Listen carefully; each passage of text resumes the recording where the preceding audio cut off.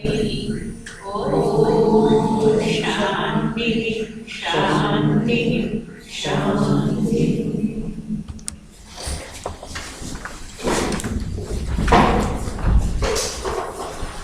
जो लोग दोनों ग्रुप में हैं, मैटर आपको मिल गया होगा। दोनों ग्रुप्स में हमने मैटर डाल दिया है आज का जो था। बृहदारण्यक उपनिषद का तो पिछली बार हमने किया था याज्ञवल्क्य मैत्रेय संवाद। बहुत बड़ा उपनिषद है जैसा मैंने पिछली बार बताया था। तो आज हम करेंगे इसके तीसरे अध्याय का 5वां और 8वां।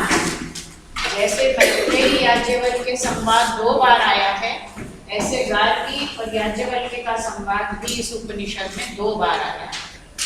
एक तो आया है तीसरे अध्याय के 5वें ब्राह्मण में और तीसरे अध्याय के ही 8वें ब्राह्मण में। 1 घंटा आज हमारे पास इसके लिए है और फिर 1 घंटा गीता के लिए, क्योंकि जो सिलेबस है और उसमें कितने घंटे पढ़ाना है ये सब वहाँ से तय हो गया है। तो चलिए पहले याज्ञवल्क्य और गार्गी का संवाद देखते हैं। तीसरे अध्याय का 6ठा है पहले। इससे पहले जो तीसरे का 5वां चल रहा था, मैं पृष्ठभूमि बताना चाहूंगी, क्योंकि इसमें याज्ञवल्क्य के साथ ही जनक की सभा में सम्मेलन हो रहा है, सत्र हो रहा है, सारे लोग खड़े होकर याज्ञवल्क्य से सवाल पूछ रहे हैं। और याज्ञवल्क्य अगर वहाँ होता ये था कि जो ऋषि सबसे अधिक विद्वान सिद्ध होगा, आजकल पद्मश्री और पद्म भूषण मिलते हैं, उस जमाने में वही वहाँ पर विजेता घोषित किया जाता था और राजा उसको सम्मानित करता था। विद्वानों की सभा लगी हुई है। तो जो तीसरे अध्याय का 5वां ब्राह्मण में, उसमें कहोल ऋषि एक हुए, उन्होंने सवाल पूछे। अगर आपको कुछ लोग जो पढ़ते हैं उन्हें पता होगा ये कहोल कौन है।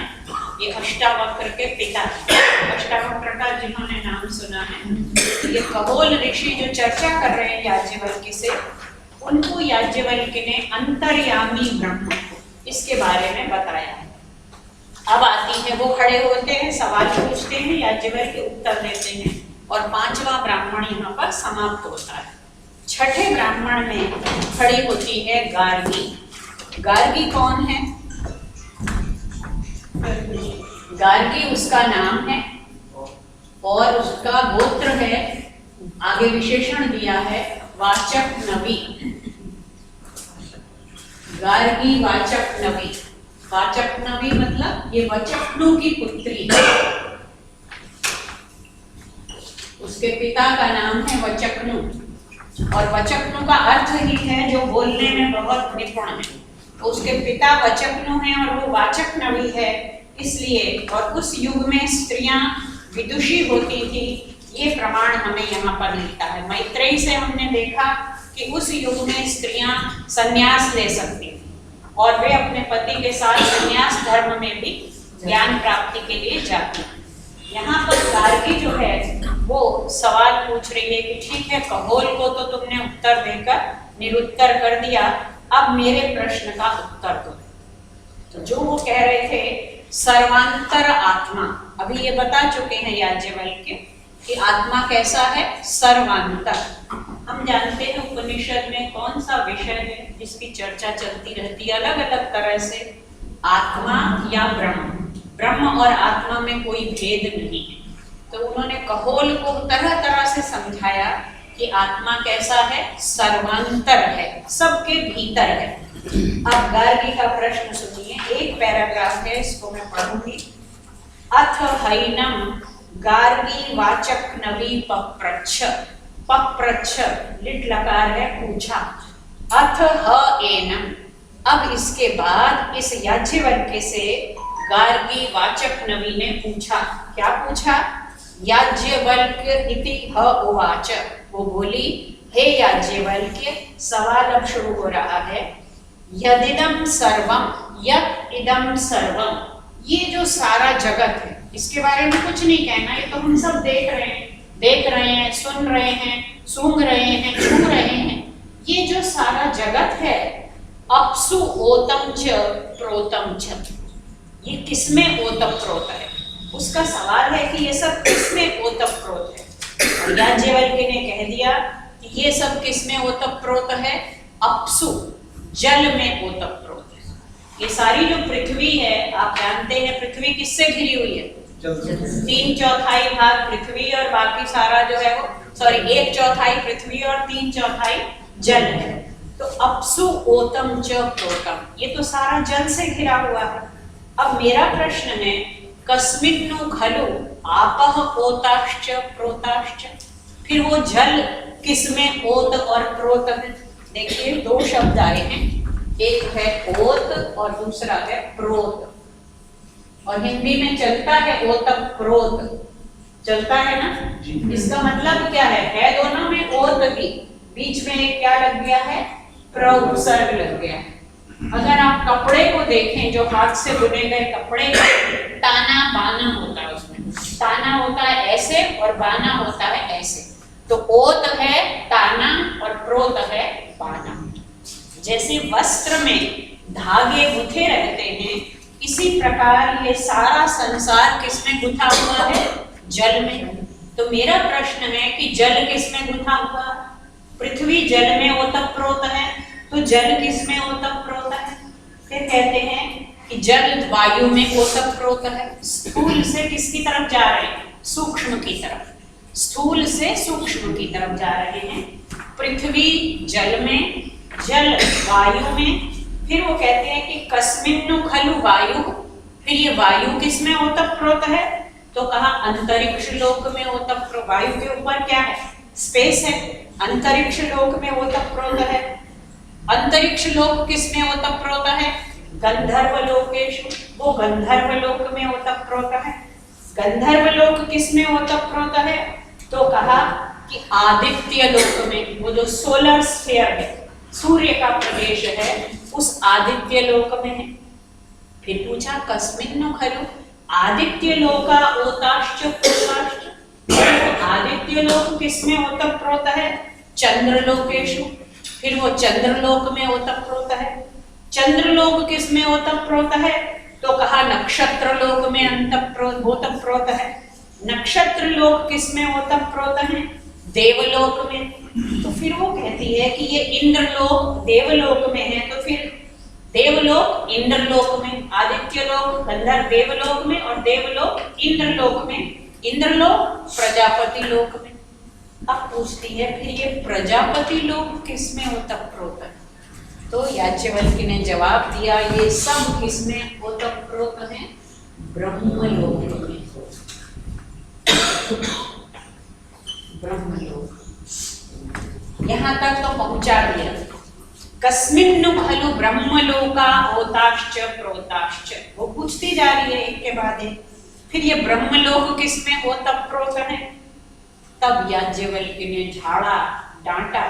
अगर आप कॉन्फ्रेंस अटेंड करते हैं तो आप जानते हैं कि कुछ लोग सवाल पे सवाल, सवाल पे सवाल, उनका उद्देश्य सवाल पूछना नहीं होता, सवाल के द्वारा अपनी विद्वत्ता दिखाना होता है।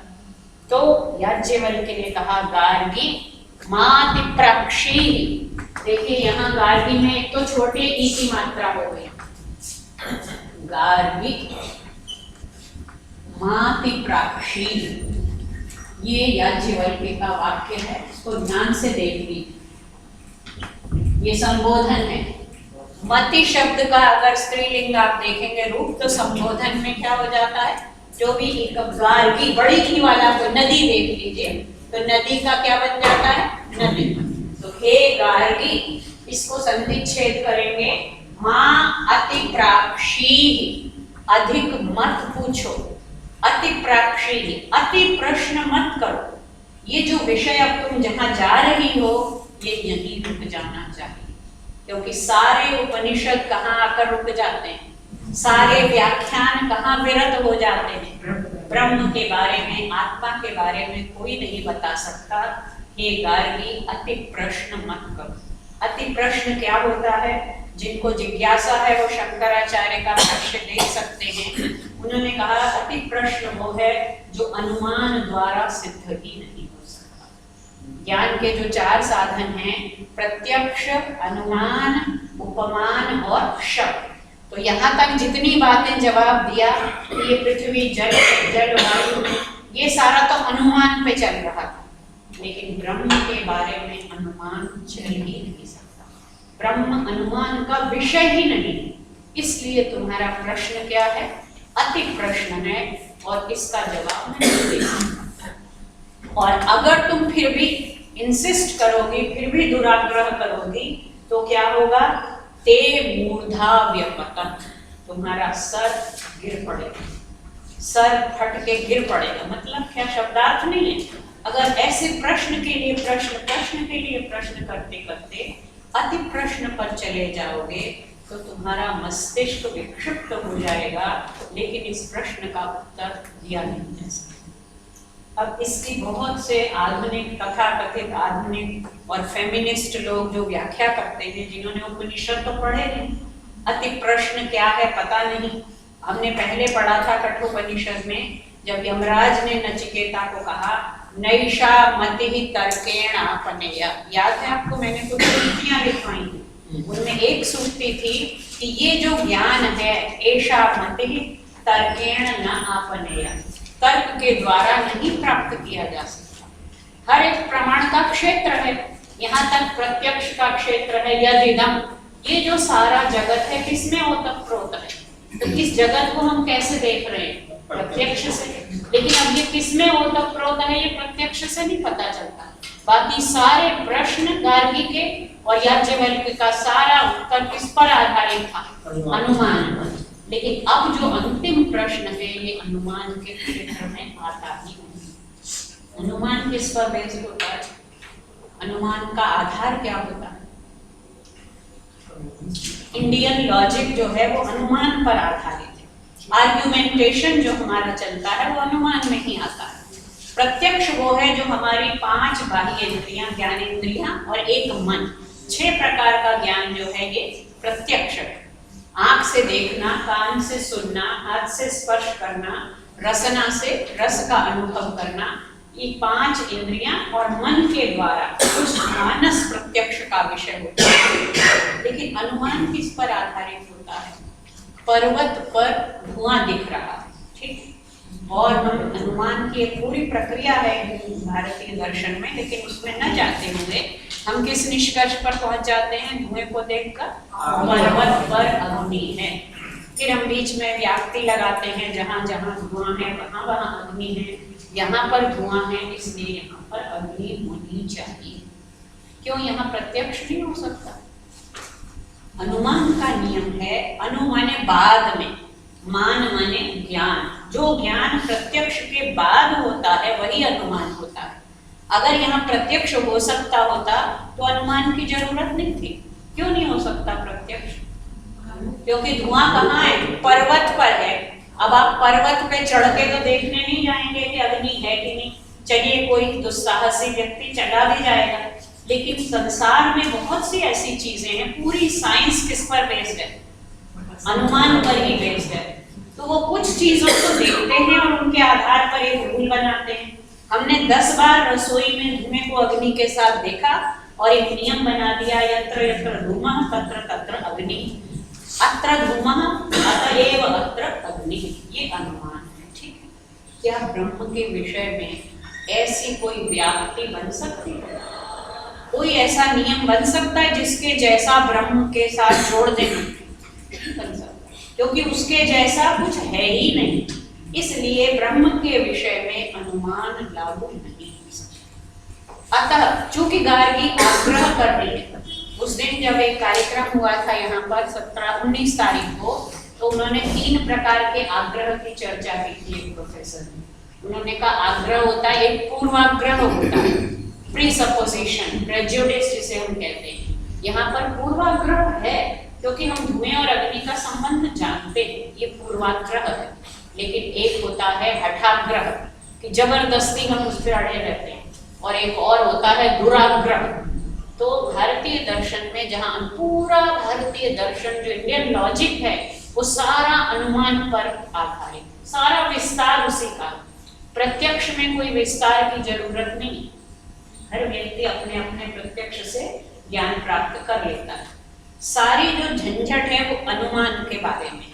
इसके बाद उपमान बहुत उसका छोटा सा एरिया है, और जो शब्द प्रमाण है, बहुत सी चीजें जो हमारी इंद्रियों द्वारा ग्रहण नहीं हो सकती, जहां तक यह ब्रह्म है इंद्रियों द्वारा ग्रहण हो नहीं सकता। पूरा केनोपनिषद हमने पढ़ लिया, कठोपनिषद पढ़ लिया, तो वो किसके द्वारा जाना जा सकता है? केवल शब्द प्रमाण के द्वारा। शब्द प्रमाण दो प्रकार से, एक तो पूर्वजों के द्वारा, आचार्यों के द्वारा बताया गया, और दूसरा आगम या शास्त्र के द्वारा बताया गया।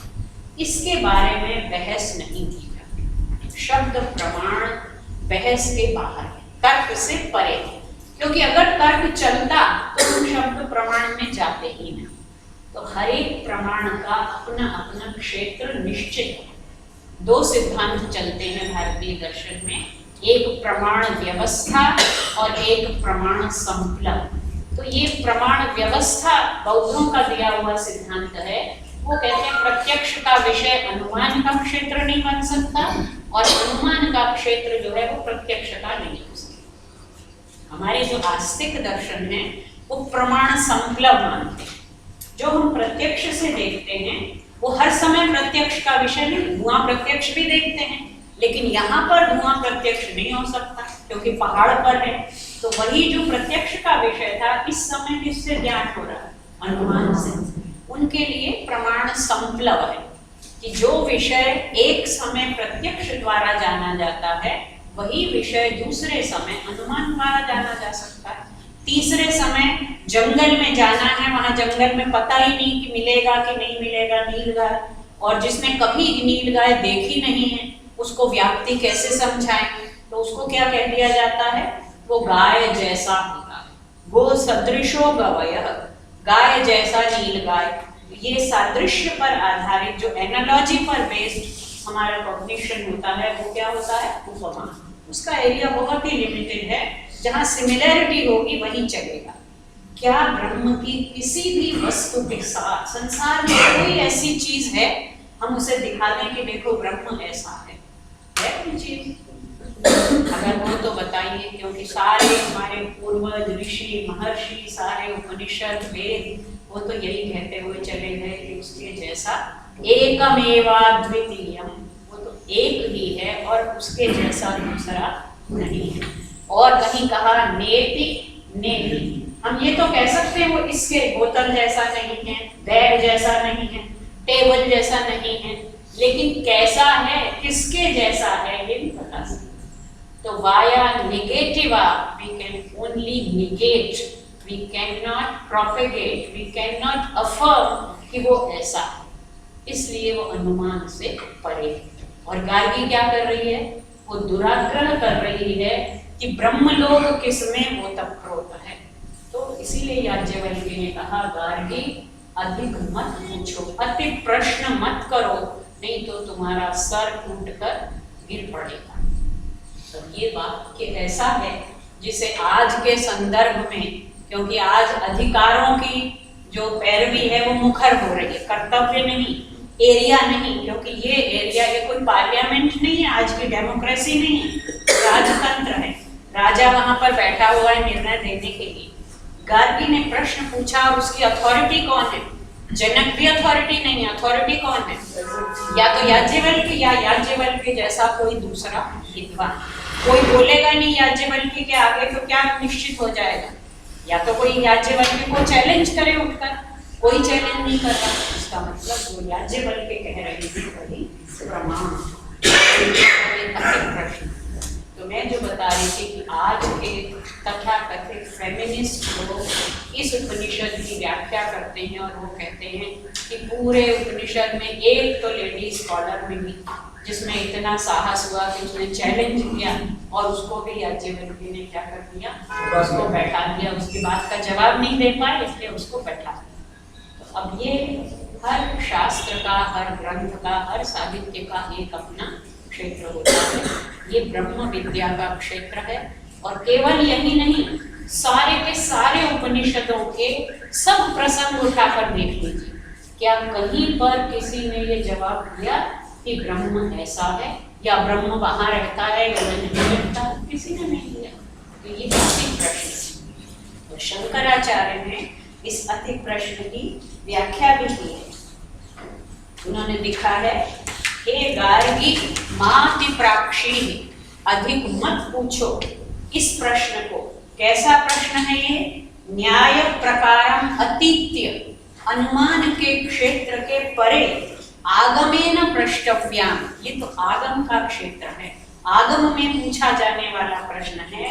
अनुमानेन मा प्राक्षी, इसलिए तुम जो अनुमान के आधार पर ये पूछ रही हो, ये अतिक प्रश्न।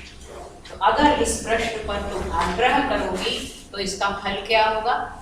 मूर्धा ते व्यपतश्यति। मतलब ये नहीं है कि सिर गिर पड़ेगा, मतलब ये है कि फिर तो किसी मानसिक, जिसको कहते हैं मेंटल इंटेलेक्चुअल जिम्नास्टिक्स, वो खेलते रहोगे लेकिन उसका कोई जवाब नहीं मिलेगा। इसको कहते हैं काकदंत परीक्षा। ये फैलेसी होगी, ये बेकार फ्यूटाइल एक्सरसाइज होगी। लॉजिक में फैलेसीज होती है, जैसे वेस्टर्न लॉजिक में कुछ फैलेसीज हैं, तो हमारे भारतीय तर्कशास्त्र में भी कुछ दोष होते हैं। और काकदंत परीक्षा एक बेकार की, जब हम कोई काम करते हैं जिसका कोई फल नहीं, उसको कहते हैं कौवे के दांत गिनना। अब कोई बैठ के कौवे के दांत गिनेगा तो उसको क्या कहेंगे? उसको ये अच्छा काम कर रहा है। करने को बहुत कुछ है। कोई प्रयोजनशील मनुष्य कैसा व्यक्ति है? रैशनल जीव है, उसको कोई बुद्धिपूर्ण कार्य करना चाहिए, ऐसा कार्य करना चाहिए जिसका कोई प्रयोजन हो। कौवे के दांत गिनने का कोई प्रयोजन हो सकता है आज कोई प्रयोजन भी सिद्ध कर ले, तब ये फ्यूटाइल नहीं होगा, लेकिन अभी तो फ्यूटाइल है। हमारे शास्त्रों में जो गिनाए गए हैं निरर्थक, उनमें एक ये तो हुआ तीसरे अध्याय के 5वें ब्राह्मण में गार्गी का प्रश्न। और प्रश्न के साथ साथ हमने देखा कि याज्ञवल्क्य ने क्या दे दिए? उत्तर भी दे दी। अगर आप चाहें तो इनको लिख सकते हो। और इसकी जो एक और ग्रंथ है, मैंने वो भी डाला है आपको व्हाट्सएप में। उन्होंने दिखाया है कि ये 33 के 33 जो देवता बताए जाते हैं, ये 33 देवता शरीर के भीतर ही निवास करते हैं। तो ये जो गार्गी के प्रश्न हैं, ये कुल 33 देवताओं के बारे में है और उन सब का उत्तर है, लेकिन जो अंतिम है ब्रह्म, उसके विषय में याज्ञवल्क्य उत्तर नहीं दे सके। तो सबसे पहले था इदम सर्वम कुत्र ओतम प्रोतम अप्सु, पहला हुआ जल में। आपः वायौ, वायु अंतरिक्ष लोके, अंतरिक्ष लोकाः गंधर्वलोके, गंधर्वलोकाः आदित्यलोके, आदित्यलोकाः चंद्रलोके, चंद्रलोकाः नक्षत्रलोके, नक्षत्रलोकाः देवलोके, देवलोकाः इंद्रलोके, इंद्रलोकाः प्रजापतिलोके, प्रजापतिलोकाः ब्रह्मलोके, ब्रह्मलोकाः कस्मिन्नु भगवन् प्रोताः प्रोताश्च। इसका जवाब नहीं। क्या सिद्ध हुआ? प्रत्येक कार्य का कोई कारण होता है या नहीं? प्रत्येक कार्य का कोई कारण होता है, प्रत्येक वस्तु का कोई आधार होता है। तो एक एक का आधार बता दिया। यहाँ स्थूल से चले सूक्ष्म की तरफ, सूक्ष्म से सूक्ष्मतर, सूक्ष्मतर और आगे, और सूक्ष्मतम कौन है? ब्रह्म। लेकिन हम कह रहे हैं सूक्ष्मतम, वो सूक्ष्मतम भी है और वो व्यापकतम भी है। अभी आगे देखेंगे, इतने विशेषण उसके दिए हैं कि एक एक विशेषण को देखते देखते, और हर विशेषण निषेधात्मक है। वो ऐसा भी नहीं है, ऐसा भी नहीं है, ऐसा भी नहीं। तो यहाँ तक आपको क्या समझ आया कि ब्रह्म क्या है सबका? मैंने बताया 5वें ब्राह्मण में कहोल ने यही प्रश्न किया था और याज्ञवल्क्य उसको अंतर, सर्वांतर आत्मा ये बता रहे थे। सर्वांतर, सबके भीतर है। अब गार्गी का प्रश्न था कि ये संसार किस में ओतप्रोत है?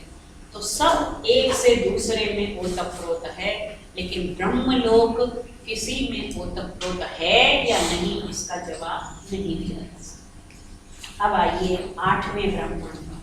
इसके बीच में एक और ब्राह्मण आ गया है, 7वें में आरुणि के साथ याज्ञवल्क्य का संवाद हुआ और उसको उन्होंने बताया है अंतर्यामी। देखिए, पहला था सर्वांतर, ये कहोल के साथ चल रहा है, ठीक है। गार्गी के साथ जो चला उन्होंने शब्द का प्रयोग नहीं किया, लेकिन हम कह सकते हैं कि वो क्या है, सूत्र है। एक लोग का सूत्र दूसरा, दूसरे का ओतप्रोत किसमें होता है, कपड़ा किसमें ओतप्रोत है, धागे में। तो सूत्र का मतलब होता है धागा। ओत का मतलब काना रूप में और प्रोत का मतलब बाना, एक वर्टिकल और एक हॉरिजॉन्टल, ये सूत्र। अब तीसरे में आया है अंतर्यामी। ब्रह्म का अंतर्यामी रूप जो है उन्होंने आरुणी को बताया है। सर्वांतर किसको बताया है, कहोल को। गार्गी को क्या बताया है, सूत्र। और असली जो व्याख्या है ब्रह्म की वो 8वें में करेंगे, वहां पर उसका नाम है अक्षर ब्रह्म।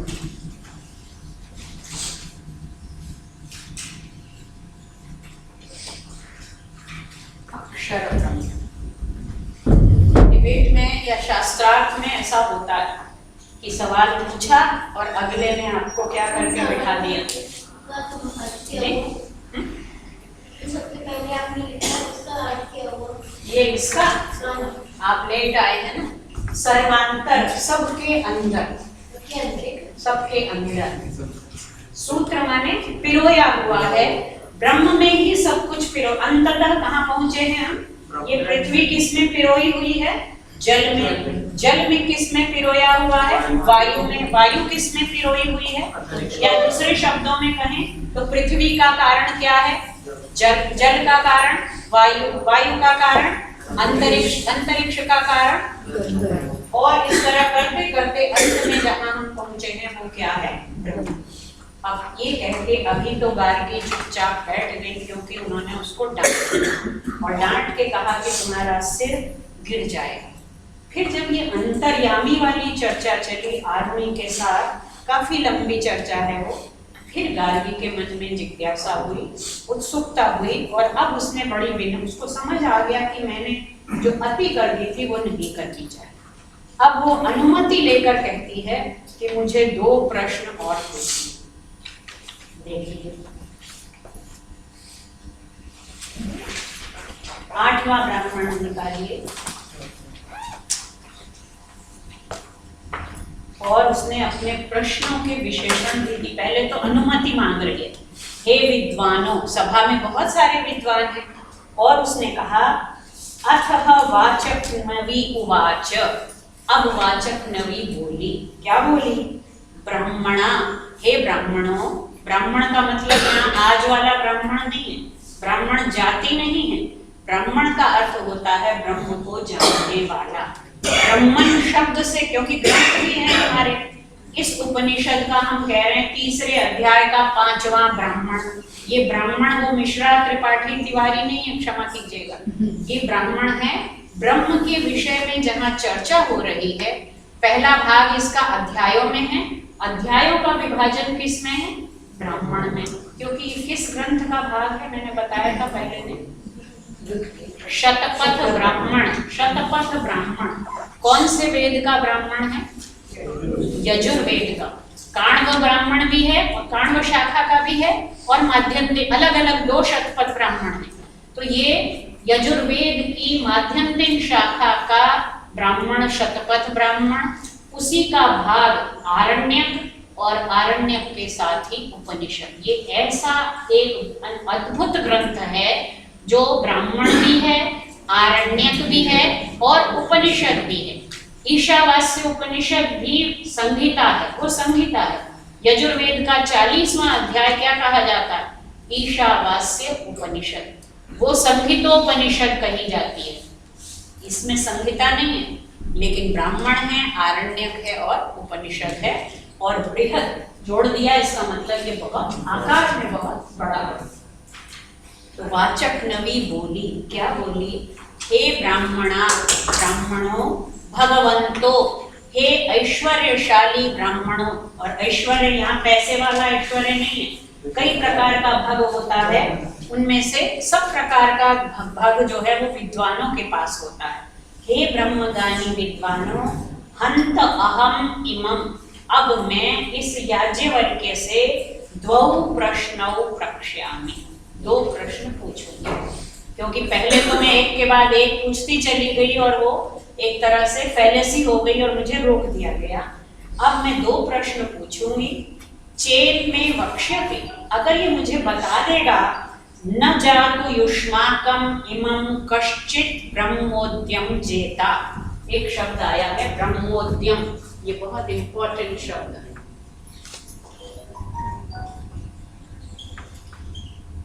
पारिभाषिक शब्द है। ब्रह्मोद्य का मतलब होता है वाद, डायलेक्टिक्स, शास्त्रार्थ। इसके बारे में, ब्रह्म के बारे में जब डिबेट होती है तो उसका नाम है ब्रह्मोद्य। पहली बार उपनिषद में, इस उपनिषद में ये शब्द आया है। और जब इंडियन डायलेक्टिक्स की बात होती है, एंशिएंट इंडियन लॉजिक की बात होती है, उसमें कई सारे शब्द आए हैं। अन्वीक्षिकी आया है, तर्कशास्त्र आया है, लेकिन ये शब्द पहली बार इसमें आया है ब्रह्मोद्यम, और इसका अर्थ है ब्रह्म संबंधी वाद। ब्रह्म के विषय में जब तर्क किया जाता है, पहले हमें बताया जा चुका है कि तर्क से ये जाना नहीं जा सकता, लेकिन जब तक अनुभव नहीं होता तब तक विद्वान क्या करते रहते हैं? तर्क करते रहते हैं। क्या ये विद्वानों द्वारा तर्क के आधार पर जाना जा सकता है? इसमें विद्वान होना कोई जरूरी नहीं। कबीर तो निरक्षर थे, कबीर को आत्मज्ञान हुआ था कि नहीं? उनकी अनुभूति हुई थी कि नहीं? पढ़ा है आप लोगों ने कबीर को, जिन्होंने, वो जानते हैं कि कबीर को सहज ब्रह्मानुभूति हुई। ऐसे बहुत से हमारे देश में संत हुए हैं जो बिल्कुल पढ़े लिखे नहीं थे। तो इसमें विद्वान होना जरूरी नहीं, अनुभूति होना जरूरी है। कई बड़े बड़े विद्वान हुए, ऐसे ऐसे हमारे देश में विद्वान हुए हैं। पंडित रामावतार शर्मा, वो ऐसे विद्वान थे कि उनकी कही हुई बात लोगों को समझ नहीं आती। इतनी उनकी जटिल वो होती थी शैली कि उन्हें जाकर माँ शारदा देवी जम्मू कश्मीर में उन्होंने तपस्या की और ये कहा कि मेरी बात को लोग समझ सकें, ऐसा कुछ करो। तो देवी ने वरदान दिया कि रात में जाके सर धो के और दही तुम खा लेना। ठंड से मतलब तुम्हारी बुद्धि जो है थोड़ी क्षरित हो जाएगी और तब तुम्हारी बात लोगों को समझ आएगी। उनका ग्रंथ भी है परमार्थ दर्शन। उनके बारे में ये किंवदंती है, सच है कि नहीं पता नहीं, लेकिन हमारे कवियों विद्वानों के बारे में ऐसी बहुत सी किंवदंतियां चलती हैं। तो कहा जाता है कि उन्होंने ये वर मांगा कि मेरी बुद्धि थोड़ी क्षीण कर दो ताकि लोग मेरी बात समझ पाएं। तो ऐसे ऐसे विद्वान हुए, लेकिन यहाँ विद्वत्ता की कोई कसौटी नहीं है, उसकी कोई उपयोगिता नहीं। किस वो जो उन्होंने कबीर ने कहा कि ढाई पंडित क्या है, पोथी पढ़ जग हुआ पंडित भयानक होए, ढाई आखर प्रेम के पढ़े सो पंडित। पंडित कौन होता है? संस्कृत में पंडित शब्द का अर्थ क्या है, कैसे बना है? पंडा और इतच प्रत्यय। ये शंकराचार्य ने ही अर्थ दिया। पंडा शब्द से इतच प्रत्यय। एक तो आपने प्रत्यय पढ़े हैं जो धातुओं से लगते हैं, कुछ प्रत्यय होते हैं जो शब्दों से लगते हैं। क्या फर्क है? कुछ कोई जानता है? संस्कृत वाले भी बैठे हैं, 2-3 बता दो। जो धातुओं से लगते हैं उनको क्या कहते हैं और जो शब्दों से लगते हैं उनको? हाँ बताओ।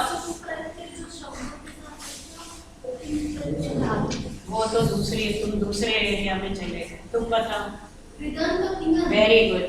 जो धातुओं, जो तुमने बताया वो शब्द और धातु का अंतर है। मैंने पूछा जो शब्द से प्रत्यय लगते हैं और जो धातु से प्रत्यय लगते हैं। जो धातु से प्रत्यय लगते हैं, अभी आप पढ़ रहे थे संस्कृत की क्लास में ना, जैसे पा धातु है उसमें क्ता प्रत्यय लगा दिया या तुमुन लगा दीजिए, सरल है। पातुम, पातुम माने पीने के लिए, ठीक है। तुमुन होता है के लिए। धातु से लगेगा तो कृदंत है और शब्द से लगेगा तो तद्धित है। ये कैसा प्रत्यय है? पंडा शब्द है, उससे प्रत्यय लगेगा तो ये तद्धित प्रत्यय है, ठीक है। अब पंडा क्या होता है? आप पूछेंगे पंडा क्या होता है? आजकल तो पंडे आप क्या जानते हैं? कौन से पंडे? जो बैठे रहते घाट पे पंडे, ये वो पंडे नहीं। शंकराचार्य कहते हैं होना वही चाहिए। पंडित वो होते थे जिनके पास पंडा हो। अब वो पंडा है या नहीं, वो पंडा बना हुआ है, पंडित से पंडा हो गया और पंडा तो उसको अर्थ ही नहीं मालूम। शंकराचार्य ने कहा सदसद विवेकिनी बुद्धिर यस्य विद्यते सा पंडा। सदसद विवेकिनी बुद्धि ही पंडा, सा यस्य विद्यते स पंडितः। पंडित कौन है? जिसके पास पंडा है। पंडा कौन सी बुद्धि है? बुद्धि भी कई तरह की है। आप जानते हैं संस्कृत में हर शब्द के कई अर्थ वो है पर्यायवाची। मेधा, धी, प्रज्ञा, प्रतिभा, पंडा। पंडा कौन सी बुद्धि है? सद असद विवेकिनी, डिस्क्रिमिनेशन पावर, जो ये बता सके कि ये सत है और ये असत है। वो जो हंस वाली क्षमता है, नीर क्षीर विवेक, विवेक वाली जो बुद्धि है, और अनुबंध साधन चतुष्टय में वेदांत में पहला बताया जाता है। वेदांत पढ़ने का अधिकारी कौन है? पहली चीज नित्यानित्य वस्तु विवेक, जिसके पास नित्य और अनित्य वस्तुओं को अलग करने का डिस्क्रिमिनेशन है, विवेक है, वही वेदांत पढ़ने का अधिकारी। आजकल तो हम सब पढ़ते हैं और सब पढ़ाने लग जाते हैं, लेकिन वेदांत के अनुसार अधिकारी कौन है? जिसमें 4 साधन होने चाहिए। उनमें से पहला है नित्यानित्य वस्तु विवेक। तो ये पंडा जो है वो विवेक है, ठीक है। तो उसने कहा कि हे पंडितों, मैं 2 प्रश्न पूछना चाहता हूँ। कौन कौन से और क्या कहा? न जातु युष्माकम इमं कश्चित् ब्रह्मोद्यम जेता। अगर इसने मेरे इन 2 प्रश्नों का जवाब दे दिया तो तुम में से कोई भी इसको ब्रह्मोद्य में जीत नहीं सकेगा। क्योंकि ये जो 2 प्रश्न मैं पूछने जा रही हूँ, वो प्रश्न कैसे हैं अभी बताइए। प्रश्न ऐसे तीखे हैं जैसे बाण के आगे लगा हुआ जो शर होता है, इतने पैने प्रश्न। अगर इसने इन 2 प्रश्नों का उत्तर दे दिया तो आप लोग इसको ब्रह्मोद्य में यानी ब्रह्म संबंधी वाद में जीत नहीं सकते। अब उसने कहा मेरे प्रश्न कैसे हैं, देखिए 2 विशेषण दिए, द्वौ बाणवन्तौ। मेरे प्रश्न ऐसे हैं जैसे बाण के आगे वो लगा है, बाण के आगे एक नुकीला वो होता है, तो बाणवन्तौ, नोक लगे हुए पैने, सपत्नाति व्याधिनौ। सपत्न कहते हैं शत्रु को, अति व्याधिनौ, उसको बहुत तकलीफ, वो जो आगे नोक होती है वही उसको चुभती है और वही शत्रु को बहुत तकलीफ देती है। तो मेरे प्रश्न बहुत तीखे हैं और शत्रु को बिल्कुल बेंध देने वाले, ऐसे 2 प्रश्न। और कैसा बाण? फिर 2 शब्द लगाए हैं बहुत ही सुंदर, जो संस्कृत जानते हैं उनको आनंद आ जाएगा। एक उसने कहा उज्जयम और दूसरा कहा अधिज्यम।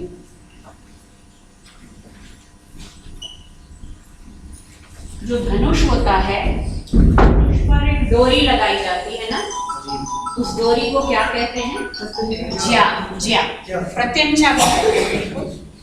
जब वो प्रत्यंचा उज्जयम जब उतार दी जाती है, धनुष को ऐसे करके रख देते हैं, तब उसकी ज्या क्या है? उतरी हुई है। लेकिन जब उस पर बाण चलाना है तो वो धनुष कैसा होता है? अधिज्यम, जिसकी ज्या खींची हुई है, चढ़ी हुई है। और बाण कैसे हैं? ऐसे बाण हैं जिनके आगे वो नोकें, वो शर्प लगा दिए गए हैं, और वो शर्प किसको तकलीफ देने वाले हैं? शत्रु को बहुत पीड़ा देने वाले हैं। ऐसे तीखे मेरे 2 प्रश्न। तो उन लोगों ने कहा ब्रूहि इति पृच्छ, उन लोगों ने कह दिया गार्गी पृच्छ, तुम पूछो, तुम्हें अनुमति है। तो अब उसने अनुमति लेकर 2 प्रश्न पूछे, और वो 2 प्रश्न कौन से हैं? पहला प्रश्न देखिए,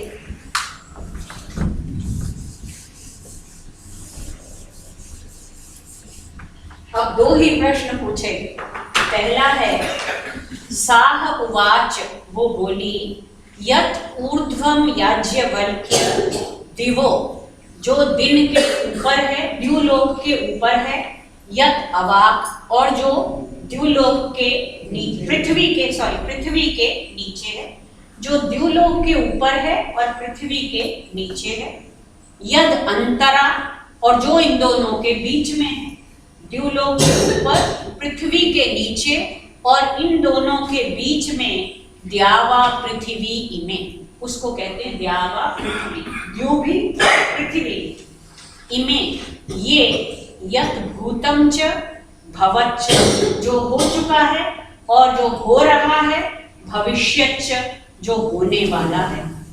इति आचक्षते, दो बातें पूछी एक ही प्रश्न में।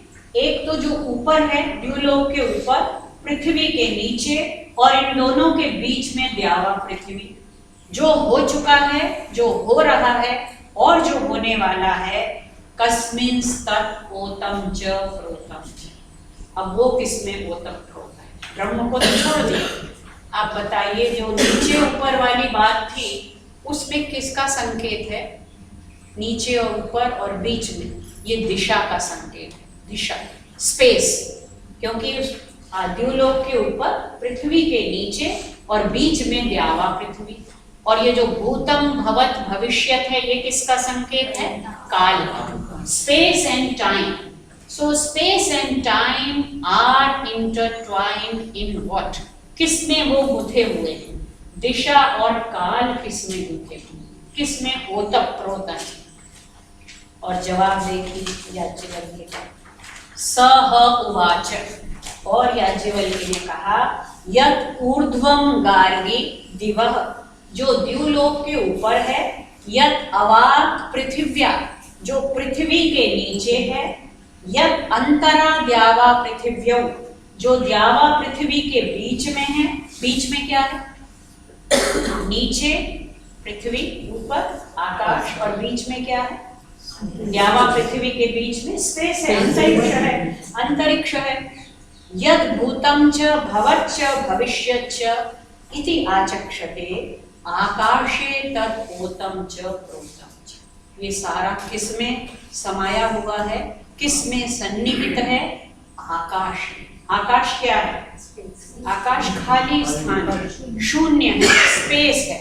तो ये सब किस दिशाएं किसमें समाई हुई है? आकाश में। काल किसमें समाया हुआ है? आकाश में।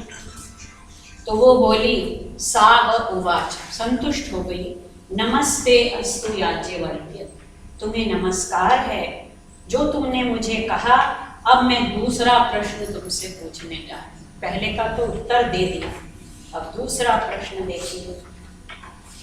उसने पूछा, कस्मिन्नु खलु आकाश ओतश्च प्रोतश्च, फिर वहीं आ गई, फिर ये आकाश किसमें ओतः प्रोत है?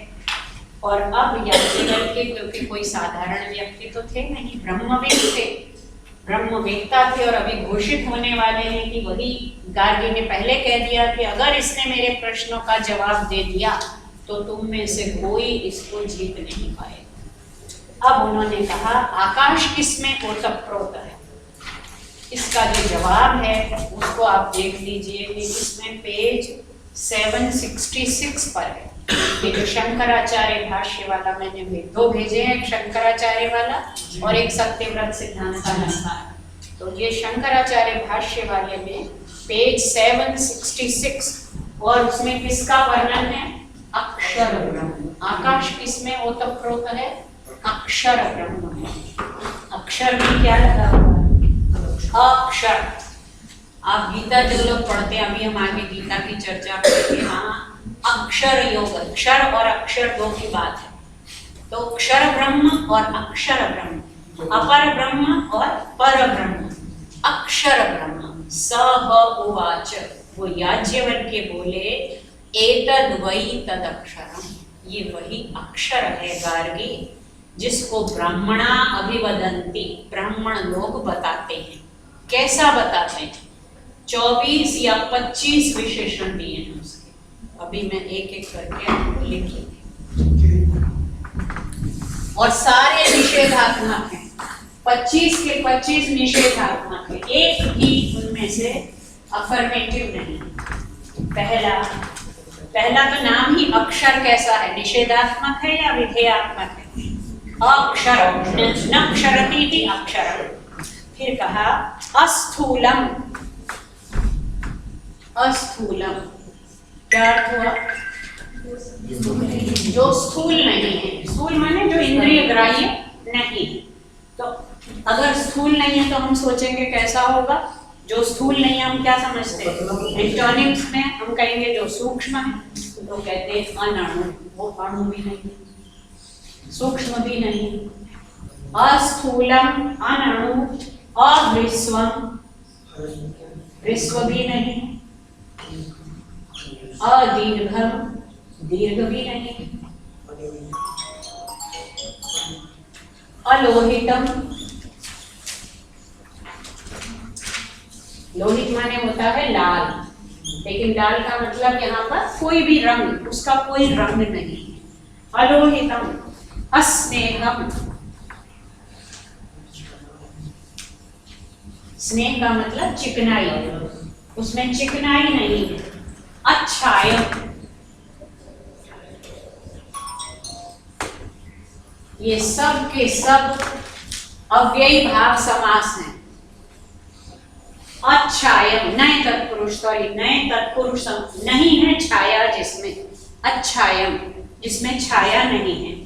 अतमः, छाया कहाँ होती है, जहाँ प्रकाश होता है। केवल घोर अंधेरे में तो छाया नहीं होती, तो जिसकी छाया नहीं है मतलब जहाँ प्रकाश नहीं है। फिर अंधेरा होगा तो अतमः, अंधेरा भी नहीं है। फिर क्या है, अवायु, वो वायु भी नहीं है, अवायु। अनाकाशम, वो आकाश भी नहीं है। असंगम, किसी दूसरी वस्तु से वो जुड़ा हुआ भी नहीं है, असंगम। अरसम, उसमें कोई रस भी नहीं है। अरसम। अगंधम, कोई गंध भी नहीं।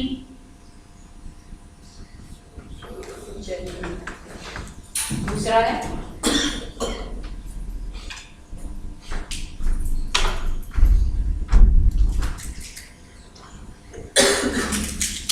अगंधम,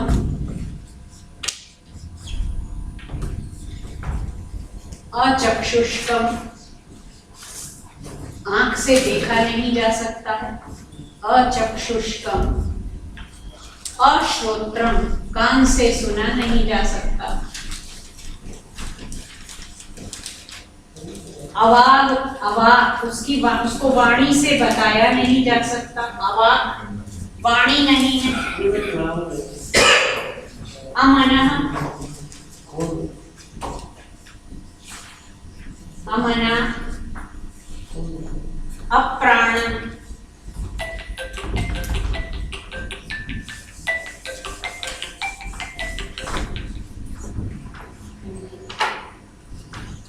अप्राणम,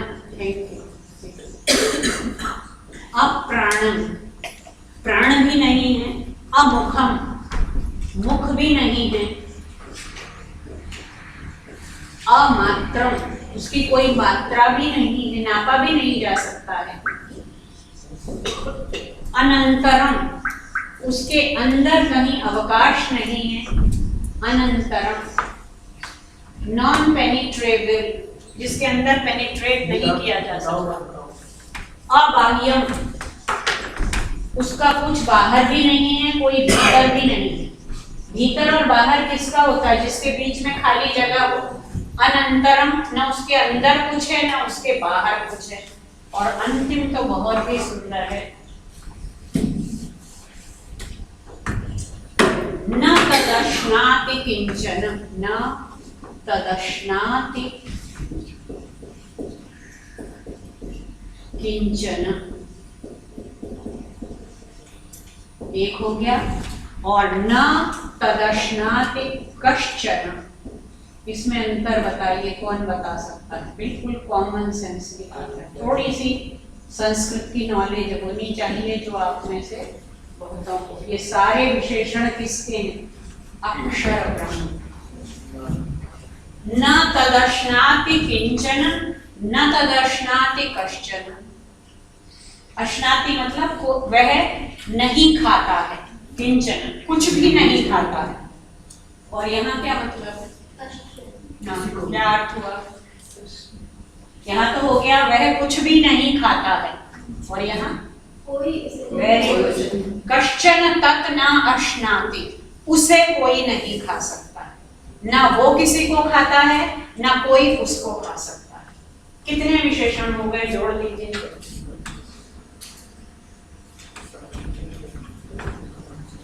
24 और 25वां हो गया अक्षर ब्रह्म। ऐसा है वो ब्रह्म। प्रश्न क्या था, आकाश किसमें ओतप्रोत है, तो उसने कहा वह अक्षर ब्रह्म है, लेकिन उसको बताया नहीं जा सकता। क्यों? क्योंकि उसमें ये सब विशेषताएं नहीं है। और आगे भी उसको फिर स्पष्ट किया और कहा कि इसी अक्षर ब्रह्म के प्रकाशन, इसी के प्रशासन में कौन रहते हैं? सूर्य, चंद्र, निमेष, मुहूर्त, क्षण, संवत्सर।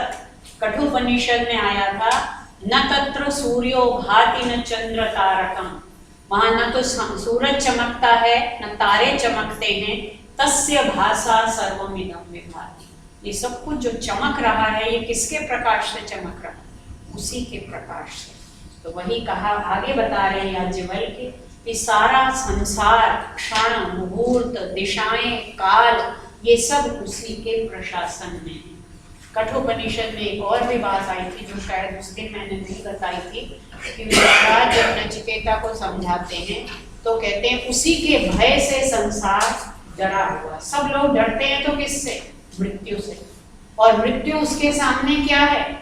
मृत्यु यस्य उपसेचनम, चटनी के समान है मृत्यु उसके सामने। सब्जी दाल के समान, रोटी के समान नहीं था, किसके समान?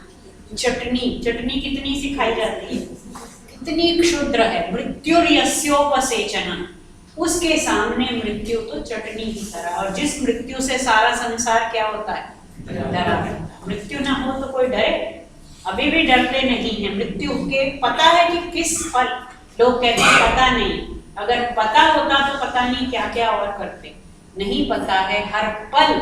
ये कहा है संस्कृत में, गृहीत इव केशेषु मृत्युना च समाचरे।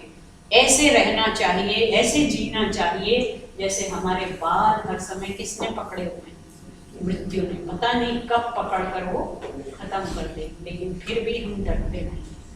डरते हैं लेकिन अपने अपने स्वार्थ से डरते हैं, उससे नहीं डरते। जो मृत्यु सबको डराती है, वो मृत्यु उस ब्रह्म के सामने इतनी क्षुद्र है जैसे भोजन में चटनी।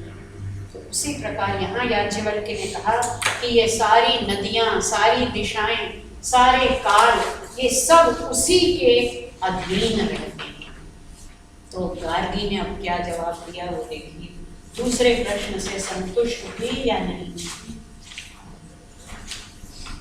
फिर कहा, अंतिम वाक्य याज्ञवल्क्य का है, यो वा एतद् अक्षरं गार्गी अविदित्वा, जो लोग इस अक्षर ब्रह्म को नहीं जानते हैं, अस्मिन् लोके, इस संसार में, जुहोति, हवन करते हैं, आहुतियां देते हैं, यजते, यजन करते हैं, और तपः तप्यते, तपस्या करते हैं, बहूनि वर्ष सहस्राणि, हजारों वर्ष तक तपस्या करते रहते हैं, अंतवत् एव अस्य तद् भवति, उन सब का अंत वही होता है।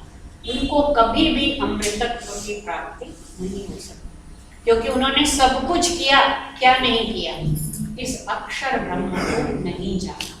यो वा एतद् अक्षरं गार्गी अविदित्वा, जो इसे बिना जाने यजन करते हैं, आहुतियां देते हैं, तप करते हैं हजारों हजार वर्षों तक, उनका अंतवत् एव भवति, उनका अंत ही होता है। और दूसरी तरफ, यो वा एतद् अक्षरं गार्गी अविदित्वा अस्मात् लोकात् प्रैति, और जो यहाँ से उसे बिना जाने ही चले जाते हैं, वे क्या होते हैं? वे कृपण होते हैं। कृपण का अर्थ हम क्या लगाते हैं आजकल?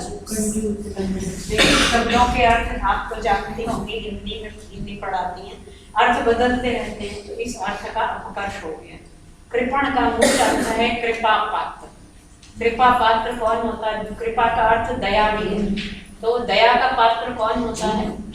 इसने बेचारा दीन जो बिना अक्षर को जाने संसार से जाते हैं, वे तो कृपण होते हैं, कृपा के पात्र हैं, उन पर तो दया ही करनी चाहिए। और जो एतद अक्षरम गार्गी विदित्वा अस्मात् लोकात् प्रैति, और जो लोग मरने से पहले इसको जान लेते हैं, वे कौन होते हैं? वे ही ब्राह्मण हैं। अब देख लीजिए असली ब्राह्मण कौन। तो ब्राह्मण का अर्थ खुद उपनिषद ने दे दिया। हमारे वेद और ब्राह्मणों में ही निर्वचन मिल जाते हैं शब्द के, उसकी एटिमोलॉजी उपनिषद दे रहा है। यह एतद अक्षरम गार्गी विदित्वा अस्मात् लोकात् प्रैति स ब्राह्मण, वही ब्राह्मण है जिसने अक्षर ब्रह्म को जान लिया मरने से पहले। कठोपनिषद ने भी यही कहा था, अथ मर्त्यो अमृतो भवति अत्र ब्रह्म समश्नुते। इसी देह में रहकर मर्त्य क्या बन सकता है? अमृत बन सकता है, और यहाँ रहते हुए ब्रह्म को पा सकता है। कैसे? उसे जान, क्योंकि शरीर में दोनों चीजें हैं। हमारे देह के भीतर देही है और ये देह है। जिसने देही के साथ अपने को आइडेंटिफाई किया वो क्या बनेगा? उसने अपने को क्या समझा? अमृत।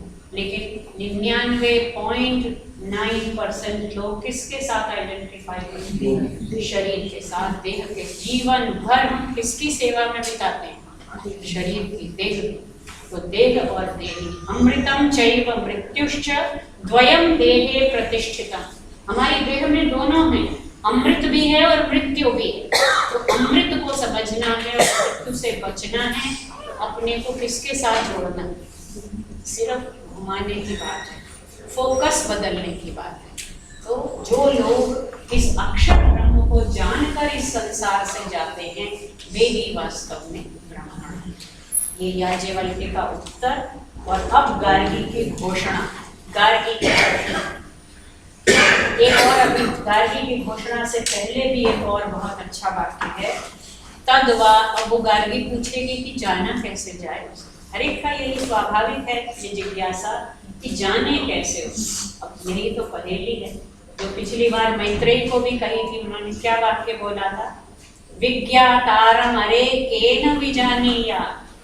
वो जो जानने वाला है उसको कैसे जाने? सारे संसार को तो उससे जानते हैं, अब उसको कैसे जाने? मैंने आपको बताया सब्जेक्ट ऑब्जेक्ट। तो सब्जेक्ट है आत्मा, एजेंट है आत्मा, उसके द्वारा हम सारे संसार की हर वस्तु को जानते हैं क्योंकि वो ऑब्जेक्ट है। लेकिन जब वो आत्मा, वो ब्रह्म ही ऑब्जेक्ट भी बन जाए तो कौन जानने वाला और कौन किसको जाने? विषय क्या है और विषयी क्या है? जब ये भेद ही मिट जाए तो जाना कैसे जाए? ज्ञान संभव ही नहीं है। क्या संभव है? ज्ञान संभव नहीं, केवल अनुभव संभव है। वो भी कैसा अनुभव? बाह्य अनुभव नहीं, आत्मानुभव। अपने भीतर अपने को कोई किसी को करा नहीं सकता। कोई गुरु ऐसा नहीं है जो आपको दर्शन करा दे। बहुत बड़े बड़े पाखंड चलते हैं, चल रहे हैं, लेकिन कोई किसी को, ये उपनिषद के ऋषि इतना सब बताने के बाद कहते हैं, यान्यस्माकं सुचरितानि तानि त्वयोपास्यानि न इतराणि। हमने जो कुछ कहा, जो समझा, उसको तुम अच्छा है तो मानो, अगर अच्छा नहीं है तो उसको छोड़ दो। तो ये सच्चाई है, ईमानदारी है कि कोई किसी को दिखा नहीं सकता। केवल क्या किया जा सकता है? गुरु केवल रास्ता दिखा सकता है। वहां तक पहुंचना किसको है? वो खुद ही पहुंचना है। केवल मार्गदर्शक, पथ प्रदर्शक हो सकता है। तो उन्होंने कहा बिल्कुल वही बात जो पिछली बार मैत्रेयी से कही थी अपनी पत्नी से, वही अब गार्गी से कह रहे हैं। गार्गी, एतद अक्षरम, ये जो अक्षर ब्रह्म है, अदृष्टम दृष्टि, वो देखा नहीं गया है, उसको देखा नहीं जा सकता, अदृष्ट है, लेकिन देखने वाला वही है। अश्रुतम श्रोत्रम, उसको सुना नहीं जा सकता, लेकिन सुनने वाला वही है। अमतम मंत्री, उसको माना नहीं जा सकता, लेकिन मानने वाला वही है। अविज्ञातम, उसको जाना नहीं जा सकता, समझा नहीं जा सकता, क्योंकि वही विज्ञात्री, वही तो समझने वाला है। नान्यद अतः अस्ति दृष्टः, उससे अलग कोई देखने वाला है ही नहीं। अतः नान्यद अतः अस्ति श्रोत्री, उससे अलग कोई सुनने वाला नहीं है, उससे अलग कोई मानने वाला नहीं है, उससे अलग कोई जानने वाला नहीं। जिन्होंने केनोपनिषद पढ़ी है 5 बार उन्होंने कहा था यद वाचानभ्युदितं येन वागभ्युद्यते, यत् चक्षुषा न पश्यति येन चक्षुंषि पश्यति, यत् श्रोत्रेण न शृणोति येन श्रोत्रम इदं श्रुतम। मतलब कि जो कानों से सुना नहीं जा सकता, लेकिन कान जो कुछ सुनते हैं किसके कारण सुनते हैं? अगर इस शरीर में जीव आत्मा न रहे, चेतना न रहे, तो ये कान पड़ा रहेगा, सुन सकता है? आई बैंक में आंखें तो ढेर लगे हुए, क्या वो आंखें देख पाती हैं? जब वो किसी जीवित देह में ट्रांसप्लांट होती हैं तभी देख पाती हैं। तो यत् चक्षुषा न पश्यति, जो आंख से नहीं देखता है, ये न चक्षुंषि पश्यति, जिसके कारण आंखें देखने वाली बनती हैं। जो यन मनसा न मनुते, जो मन से मनन नहीं करता, उसे मन नहीं चाहिए, हमें मन चाहिए, क्योंकि उसके द्वारा ही तो मन मनन करने की शक्ति प्राप्त करता है। तो मतलब वही सारी उपनिषदों का पर्यवसान इसी में होता है कि वो ब्रह्म का जब अनुभव होता है तब ज्ञाता, ज्ञेय और ज्ञान ये भेद समाप्त हो जाता है। इसलिए जब भेद समाप्त हो जाता है तो समझाना बहुत कठिन। समझाया तो तभी जा सकता है ना कि ये ज्ञेय है, आप इसको देख रहे हैं, मैं इसको स्पर्श कर रही हूँ, आपको इसका चाक्षुष प्रत्यक्ष हो रहा है, मुझे स्पर्शन भी हो रहा है, मैं बोल रही हूँ, आप सुन रहे हैं, ये आपका श्रावण प्रत्यक्ष है। तो ये सब चीजें जो दिख रही हैं, छुई जा रही हैं, बोली जा रही हैं, उनको तो हम समझ सकते हैं, समझा सकते हैं, लेकिन ना जो बोला जा सकता है, ना जो देखा जा सकता है, ना जो सुना जा सकता है, उसको कैसे समझाया जाए। बस यही समझ लो कि वो इन सब से परे। 24 विशेषण बता दिए और अभी 24 क्या 1024 हो जाएंगे अगर आप सारे उपनिषदों से इकट्ठे करेंगे। सारे के सारे निषेधा, वो ऐसा भी नहीं है, ये भी नहीं है, वो भी नहीं है, फिर भी है कि नहीं ये बताइए। हमने सब कुछ मना कर दिया कि वो नहीं। तो गार्गी तो पूछ रही है, आपको लगता है कुछ है उसके बाद कि नहीं? अगर सब कुछ मना कर दिया जाए फिर आपको जिज्ञासा या संभावना कुछ भी लगती है, कुछ है कि नहीं? सबसे पहले मैं हूँ, ये अनुभव होता है कि नहीं? शंकराचार्य ने यही कहा, य एव निराकरोति स एव आत्मा। जो कहता है ना कि नहीं है, वही कौन है? कह कौन रहा है मैं नहीं हूँ? वही तो आत्मा है। य एव निराकरोति स एव आत्मा, वही तो आत्मा है। तो निराकरण करने के लिए भी तो कोई सब्जेक्ट, कोई एजेंट चाहिए, वही आत्मा है। ये तो हम सब अनुभव करते हैं। कैसा है ये बताया नहीं जा सकता, कैसे जाने ये भी बताया नहीं जा सकता, कि कैसे माने तो आत्मानुभव से ही वही प्रमाण है।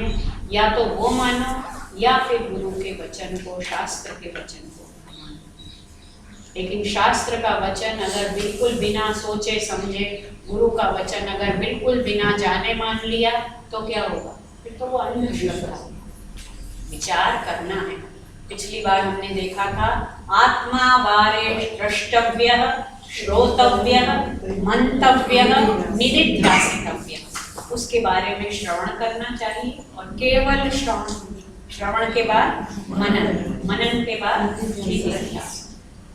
ये सोपान है और अंत में यही फलश्रुति है, यही निष्कर्ष है कि जो जानता है वो अपने भीतर ही जानता है और कोई किसी दूसरे को बता नहीं सकता, क्योंकि वहां दूसरे और तीसरे का भेद भी क्या हो जाता है? समाप्त। सारे भेद समाप्त हो जाते। तो ये इसके बाद अब गार्गी कहेगी सा उवाच। अब गार्गी बोली ब्राह्मणाः भगवन्तः, हे ब्राह्मणों, हे भगवानों, तदेव बहुमन्येध्वम्, तुम लोग बस बहुत मानो, नमस्येध्वम्, इसको नमस्कार करो। अब तुम सब क्या करो? इन याज्ञवल्क्य को नमस्कार करो और मुच्येध्वम, नमस्कार करके यहाँ से मुक्ति लो, छुटकारा पाओ। न वै जातु युष्माकं इमं कश्चित् ब्रह्मोद्यम जेतेति, तुम में से कोई इसको ब्रह्मोद्य में जीत नहीं सकता है। ततोह वाचक्नवी उपरराम, ये कहकर वाचक्नवी गार्गी शांत हो गए। तो उसने ये मान लिया कि याज्ञवल्क्य ब्रह्मवेत्ता है, जितना बता सकते थे उन्होंने बता दिया, इससे आगे नहीं बता सकते। अब इसमें आपको कोई प्रश्न, कोई जिज्ञासा हो तो पूछिए। जी, ये पहले सुना मैत्रेय और याज्ञवल्क्य, कौन सा वक्त पहले हुआ क्वेश्चन आंसर पहले कौन से हुई पता लग सकता है बाद में कौन नहीं। अब इसमें कहाँ पर आए हैं, कोई कालक्रम नहीं, लेकिन इसमें जो उसका रेफरेंस देखिए, नंबर पिछली बार दिया था, क्या नंबर है उसका बताओ। वो दूसरे अध्याय का है, दूसरा है कि चौथा है? चौथा है, क्योंकि अभी याज्ञवल्क्य ने चौथा या पांचवा, चौथे का पांचवा, ये तीसरे का है, तो वो बाद में हुआ। अभी वहां तो संन्यास ले रहे हैं, यहाँ अभी संन्यास नहीं किया। हो सकता है पहले देखिए बाहर से गार्गी को संतुष्ट करके आए, घर में आए संन्यास लेने के लिए, तो पत्नी ने कहा कि मुझे वही बताओ जो तुम ढूंढने जा रहे हो। तो देखिए जिसका जो विषय होता है वही तो वो बताएगा ना। वो कौन है? ब्रह्मवेत्ता। उपनिषदों के बहुत सारे ऋषि हुए, उनमें से याज्ञवल्क्य ऋषि शतपथ ब्राह्मण के कर्ता ही याज्ञवल्क्य बताए जाते हैं। तो ये शतपथ ब्राह्मण का भाग है। वो लोग लेखक नहीं होते थे उस तरह जैसे आजकल हम किताब लिखते हैं, लेकिन इस शतपथ ब्राह्मण के जो ऋषि हैं, उन ऋषियों में जो मूर्धन्य ऋषि हैं वो याज्ञवल्क्य। और कई सारे आपने देखा, उद्दालक आरुणि का नाम आया, कहोल का नाम आया, और भी बहुत सारे ऋषियों के नाम आते हैं। लेकिन इस बृहदारण्यक उपनिषद में क्योंकि ये शतपथ का भाग है, इसलिए याज्ञवल्क्य ऋषि की प्रधानता, उनकी श्रेष्ठता सिद्ध हुई। और जिन लोगों ने उपनिषद नहीं पढ़े उन लोगों को तो याज्ञवल्क्य के बारे में पता नहीं होता। जैसे कठोपनिषद में कौन है ऋषि या आचार्य, वहाँ कौन है? यमराज है। मुंडक उपनिषद में कौन है? अंगिरा ऋषि है। अलग अलग उपनिषद में अलग अलग ऋषि। तो यहाँ पर याज्ञवल्क्य प्रधान है और बाकी सारे ऋषि उनसे क्या करते हैं? शास्त्रार्थ करते हैं। और प्रश्न कोई नहीं? क्योंकि उन्होंने बृहदारण्यक उपनिषद को 5 घंटे दिए, जो कि 100 घंटे का वो बनाया हुआ सिलेबस। तो हमने 2 घंटे मैत्रेयी याज्ञवल्क्य का किया, और उससे पहले 2 यमनच बृहदारण्यक को 3, फिर कठोपनिषद के 2, और अब ईशोपनिषद के 2 थे। तो ये तैत्तिरीय उपनिषद के 2 थे, और अब गीता के 5। तो 1 घंटा आज गीता का मैं केवल परिचय दूंगी, फिर अगले 2 सैटरडेज को वो 2 घंटे की क्लास आपकी गीता के दर्शन पर। जी पूछिए। दिशा इतनी है या केवल सापेक्ष विषय है? बिल्कुल ठीक, दिशा एक ही है, एक ही दिशा है, ये सब उसकी उपाधियां हैं।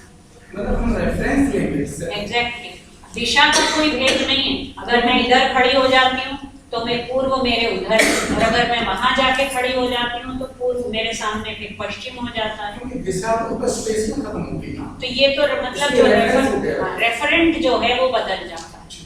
दिशा तो एक कॉन्सेप्ट है और वो एक ही है। काल भी एक है। काल में आज जो मेरे लिए भूत है, इस समय जो वर्तमान है, कल वो क्या हो जाएगा? भूत हो जाएगा। इस समय जो मेरे लिए भविष्य है, कल वो क्या हो जाएगा? वर्तमान हो जाएगा। जी, कर्मकांड में जैसे 10 दिशाएं वगैरह, हाँ, वो दर्शन में भी बताई है, 10 बताई है। हिसाब से रेफरेंस है बस। बिल्कुल, क्योंकि जो भी आपका जो ये कर्म कांड है उसमें जो किया जाता है कृत्य, वो प्रायः पूर्वाभिमुख किया जाता है। तो इसलिए पूर्व की ओर दिशा की तरफ मुख करके बैठेंगे तो इधर ये रखना है, इधर ये रखना है। हमें अपने हिसाब से देखना है जहाँ हम खड़े हैं, और पूर्व जहाँ होता है उसको हमें एक रेफरेंस पॉइंट बना लिया, सूर्य को, क्योंकि सूर्य तो प्रत्यक्ष सिद्ध है। काल मापक भी उस जमाने में घड़ियां नहीं होती थी, सूर्य ही होता था काल मापक। उसके इतने प्रहर हैं, जो ये चलता है ना 2 पहर, तो दोपहर जो है ये उसके 2 प्रहर बीत चुके हैं, तो उनका काल मापन ये जंतर मंतर में उस तरह के उन्होंने यंत्र लगाए हुए थे, उन यंत्रों से काल का मापन किया। काल का माप सूर्य से है। अगर सूर्य ही ना हो तो फिर काल सूर्य ही ना हो, मतलब सूर्य दिखाई ना दे, ये तो हो सकता है, सूर्य न हो ऐसा तो हो नहीं सकता। यानी जैसा इसको बताया गया था प्रलय काल में जैसा होता है, तो वहाँ काल होता है। काल होता है, काल नित्य है, दिशा नित्य है, आकाश नित्य है, सूर्य नित्य है। सूर्य उसका भाग है, तेज का भाग। अग्नि है ना, सूर्य भी अग्नि है, तो अग्नि के परपिंड जो है वो तो नहीं रहेगा, लेकिन उसके परमाणु रहेंगे। नहीं, लेकिन अभी जब तक हम तो प्रलय को तो हम जानते नहीं ना, जब प्रलय होगी तो हम होंगे समय सूर्य से लेते हैं, लेकिन हमारा एक कांसेप्ट है प्रलय अवस्था है जिसमें सूर्य विलीन हो जाता है। तो प्रलय काल जो है तो काल में है, तो वहाँ काल की गणना कहाँ से? तो सूर्य नहीं है। सूर्य नहीं है, सूर्य थोड़ी काल की गणना कौन कर रहा है? या तो जीवात्मा, और अंतिम गणक कौन है? हम तो सारे मर्त्य हैं, जब तक जीवित हैं तब तक काल को गिन रहे हैं, लेकिन काल का आधार कौन है?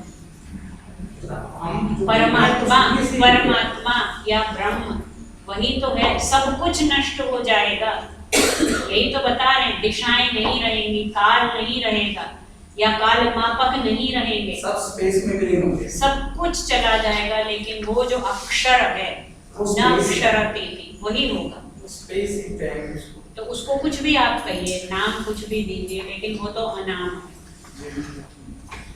और उस दिन मैंने 5 बताई थी ना, वो अस्ति भाति प्रियम रूपम नाम चैत्यंश पंचकम, तो नाम और रूप तो खत्म हो जाएगा, अस्ति भाति और प्रियम लगेगा।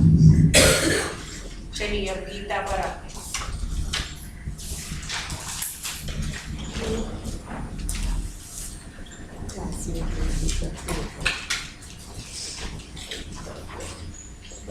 ये जो विषय है ये 100 घंटे तक चलने वाला है, 1 घंटे में या 2 घंटे में। केवल आपको आजकल तो कंप्यूटर में लैंग्वेजेस है ना, विंडोज 10, तो आपको एक विंडो दिखाई गई है बस, कि उस विंडो से झांक लीजिए, फिर जाना तो आपको खुद ही है उसके। एक्चुअली साइंस टाइम फिक्स कर देती है ना, सूर्य का भी टाइम है, पृथ्वी का भी टाइम है, इनका भी डिले हो जाएगा उसके, तो स्पेस और टाइम ये तो दोनों रिलेटिव है, ये सारा संसार रिलेटिव है, एब्सोल्यूट कौन है? चलिए अब जो बातें उपनिषदों में बहुत गहराई से बताई गई, उन्हीं को सरल बनाकर गीता ने हमारे सामने, तो गीता क्या है? उपनिषदों का सार है।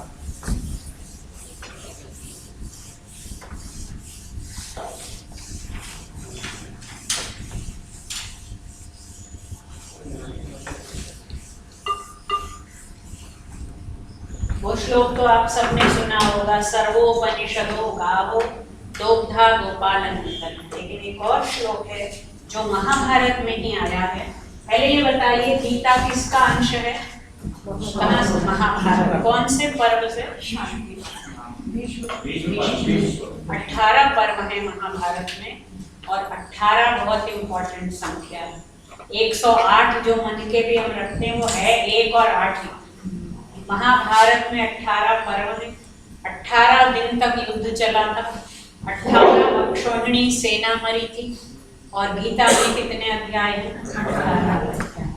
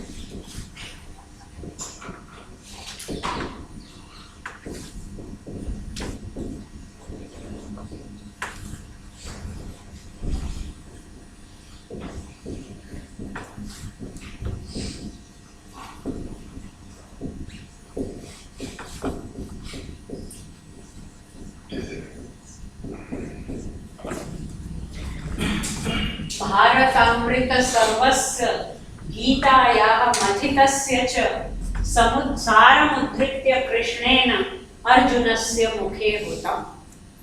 गीता महाभारत का नवनीत है, ये बात स्वयं महाभारत कह रहा है। भीष्म पर्व के 43वें अध्याय का 15वां या नंबर, मुझे हो सकता है गलत हो क्योंकि उसमें दिख नहीं रहा था, लेकिन 43वां अध्याय निश्चित। तो भारत अमृत, महाभारत का जो अमृत सर्वस्व है वही क्या है? गीता। उस गीता को मथने पर, मथित गीता, सर्वस्व को मथा गया और मथने पर जो सारम, जो नवनीत निकला, उद्धृत्य निकाल कर कृष्ण ने अर्जुन के मुख में उसको डाल दिया। वो जो नवनीत था, कृष्ण स्वयं नवनीत खाते हैं, मक्खन, लेकिन ये वाला अमृत उन्होंने किसे दे दिया? अन्य सखा अर्जुन को दे दिया। गीता का महत्व ये है, एक तरफ वो महाभारत का सार है, दूसरी तरफ वो सर्वोपनिषदों का भी सार है। क्योंकि कई जगह ज्यों के त्यों कठोपनिषद के बहुत सारे मंत्र गीता के दूसरे अध्याय में आए हैं, ज्यों के त्यों, एक शब्द इधर या एक शब्द उधर। अब एक पूरा नाम क्या है गीता का? श्रीमद् भगवद गीता। इसका पूरा विग्रह क्या होगा? श्रीमद् भगवद गीता।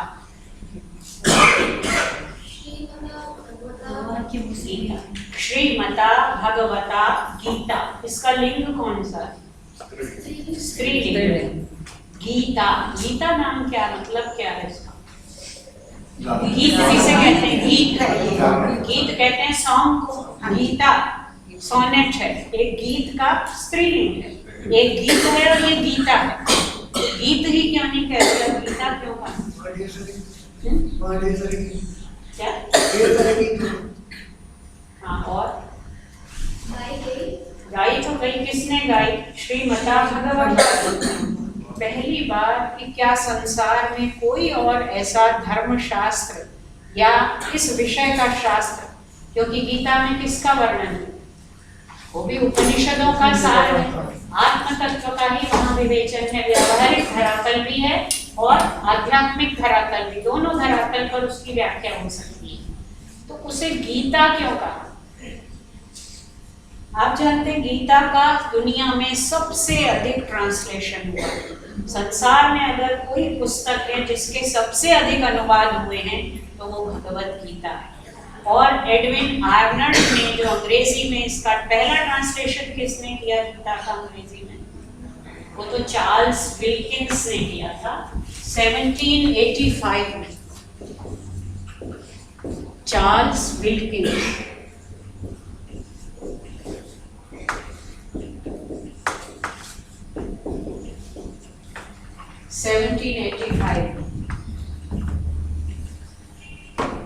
इसके अलावा पता नहीं कौन कौन से जितने प्रतिष्ठित विद्वान हैं सब देशों के। आपने एल्ड्रस हक्सले का नाम यदि सुना हो, Emerson, Thoreau, Isherwood, Russell, Edgerton, Julius Lipner, Barbara Miller और हमारे भारत के Radhakrishnan, A J Venkateswaram, Annie Besant, Shri Aurobindo, Mahatma Gandhi, Lokmanya Tilak और संत ज्ञानेश्वर, कुछ चुने हुए और बहुत हैं। महात्मा गांधी ने तो यहाँ तक कह दिया गीता इज माय मदर। और आगे उन्होंने कहा कि जब जब मेरे जीवन में अंधेरा छाता है, मैं निराश होता हूँ, मुझे रास्ता नहीं दिखता, तो जैसे बच्चा माँ की गोद में जाता है ऐसे मैं गीता की शरण में जाता हूँ और मुझे कोई ना कोई रास्ता मिल जाता है। तो एक तो जो इसका नाम है गीता, मैं बता रही थी एडविन आर्नल्ड ने भी इसका ट्रांसलेशन किया है और उन्होंने इसका जो टाइटल ट्रांसलेट किया उन्होंने कहा द सॉन्ग सेलेशियल।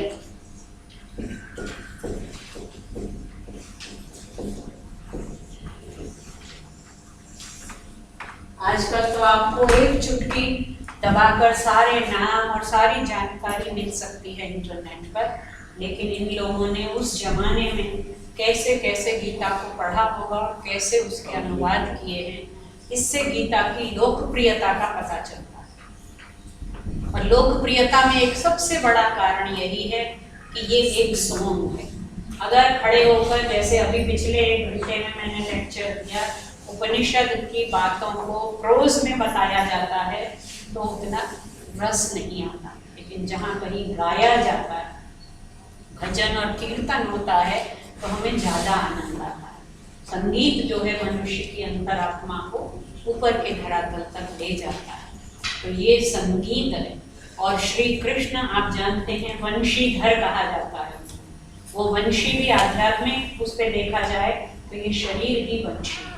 और श्री कृष्ण योगेश्वर थे, ये तो गीता में ही कहा है, यत्र योगेश्वरो कृष्ण यत्र पार्थो धनुर्धर। एक तरफ धनुर्धारी अर्जुन है और एक तरफ योगेश्वर कृष्ण।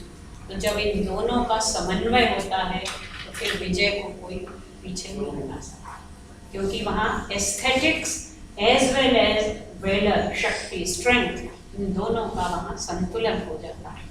तो इसका जो संगीत वाला पक्ष है, गीता वाला, इस पर भी बहुत ध्यान देने की जरूरत है। अगर आप गीता को एक कविता की तरह पढ़ें, एक गीत की तरह पढ़ें, और जब गीता गाई जाती है, गीता चैंटिंग कॉम्पिटिशंस होते हैं भवन में, हर साल हम लोग करते हैं बच्चों के लिए। अभी हमारा 10 तारीख को बच्चों की प्रतियोगिता है और 11 को उनको हर साल गीता जयंती के दिन श्लोक गायन प्रतियोगिता। और जिन्होंने भी सुना है गीता के श्लोकों का गायन, आप जानते हैं कितना उसमें आनंद आता है। तो श्री कृष्ण इसको उपदेश के रूप में भी दे सकते थे, लेकिन उन्होंने इसको गीत के रूप में दिया, ताकि जो अर्जुन की मनस्थिति है, उस मनस्थिति में music plays a very very delicate role.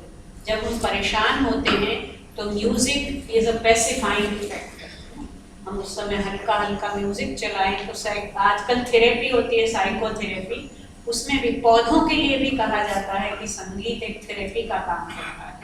तो भगवत गीता के आध्यात्मिक आयाम के साथ साथ उसका जो व्यावहारिक पक्ष एक सबसे इम्पोर्टेंट है कि उसका नामकरण।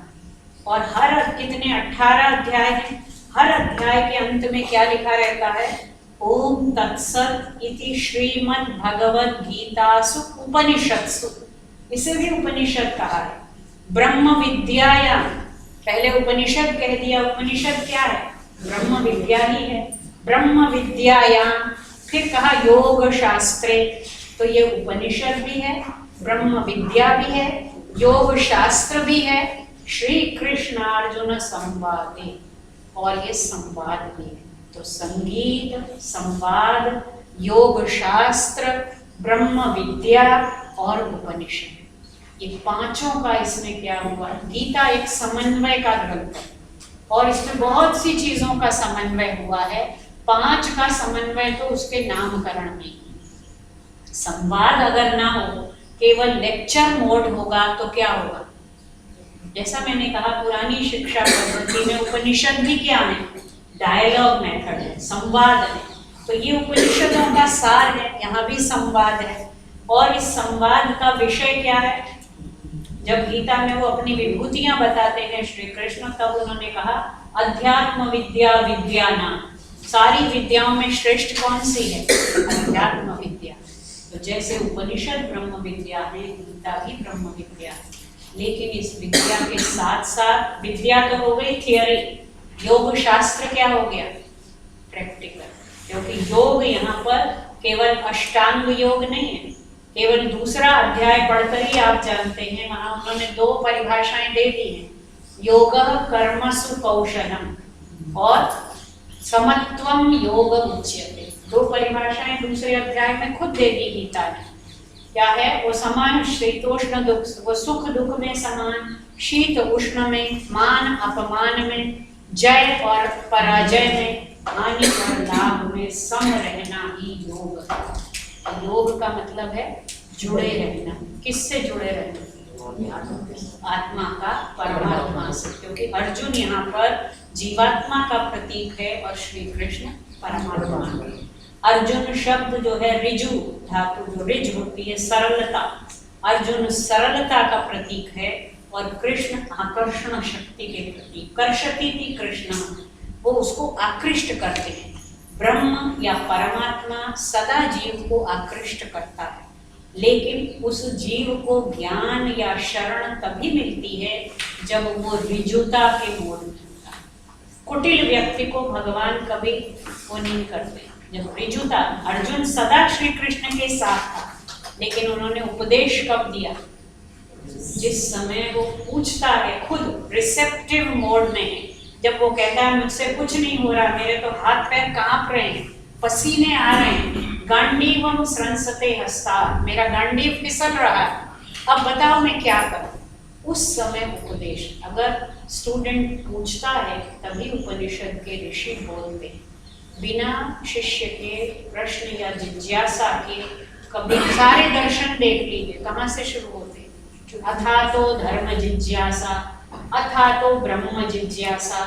जब तक पूछने सुनने वाले में, सीखने वाले में जिज्ञासा नहीं होगी, तब तक कितना ही गहरा और भारी या महंगा ज्ञान ले लीजिए, तब तक उसका कोई लाभ नहीं। जब तक वो पात्र स्पष्ट स्वच्छ नहीं होगा, तब तक उसमें डाला गया रत्न भी क्या हो जाएगा? पूरा ही हो जाएगा। तो इसलिए अर्जुन ऋजु विमल जीवात्मा का प्रतीक है और कृष्ण आकर्षक परमात्मा की आकर्षण शक्ति के प्रतीक है। अब इसमें जो समन्वय की बात है, क्योंकि हर शास्त्र अपने अपने अधिकारी बताता है। मैंने बताया वेदांत के अधिकारी कौन है? जो साधन चतुष्टय संपन्न है। लेकिन गीता का अधिकारी कोई कौन है? कोई खास है या सारे ही?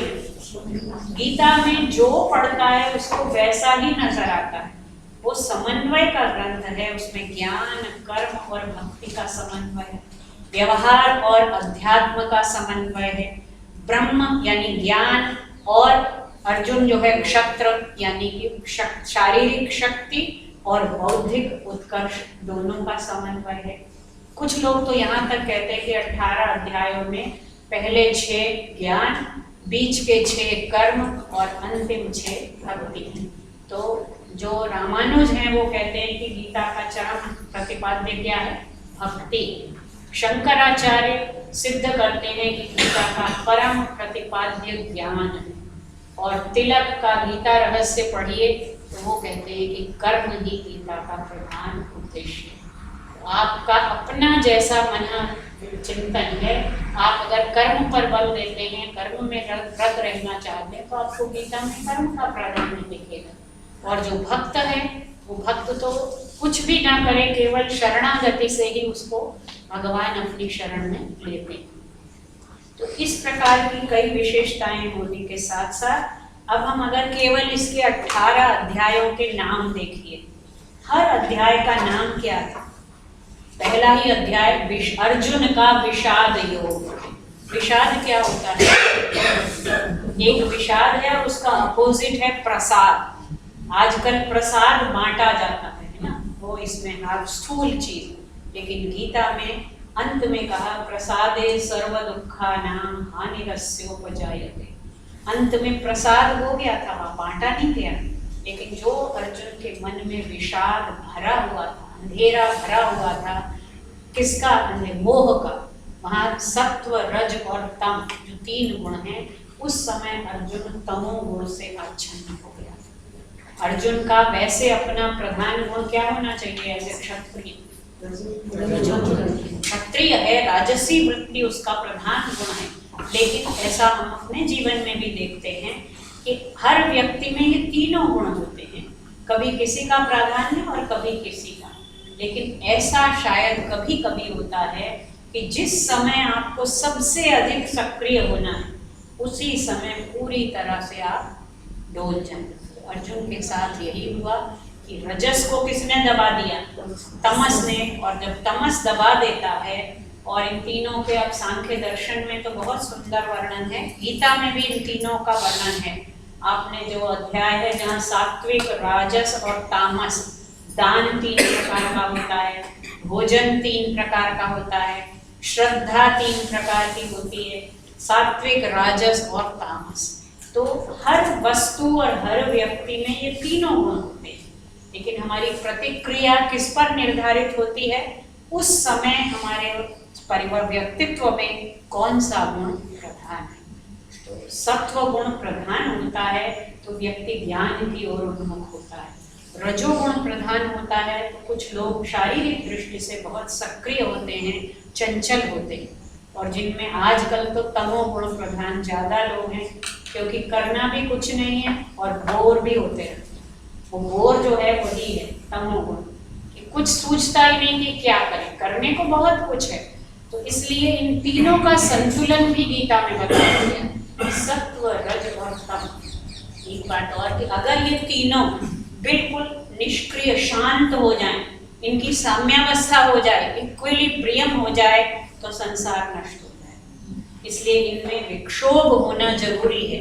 लेकिन कभी तो रज सत्व को खींचता है और कभी तम रज को खींचता है। तीनों परस्पर एक दूसरे को खींचते हैं और ये संसार ऐसे ही चलता है। लेकिन रज क्रिया का प्रतीक है, इसलिए जब वो सत्व को और तम को बिल्कुल ऑप्टिमम लेवल पर अपनी ओर खींच के सक्रिय बनाता है, तब व्यक्ति का जीवन बहुत ही शांत और नियमित रूप से चलता है।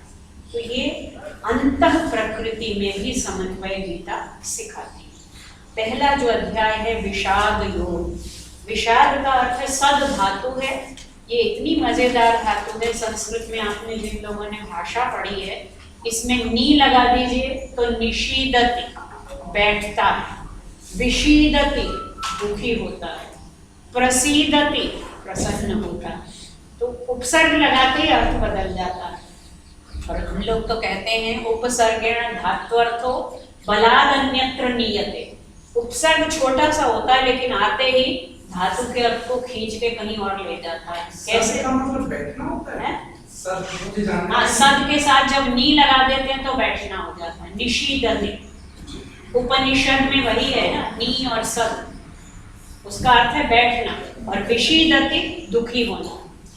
तो अर्जुन तो विषाद में है, विषीदति उसी की क्रिया है।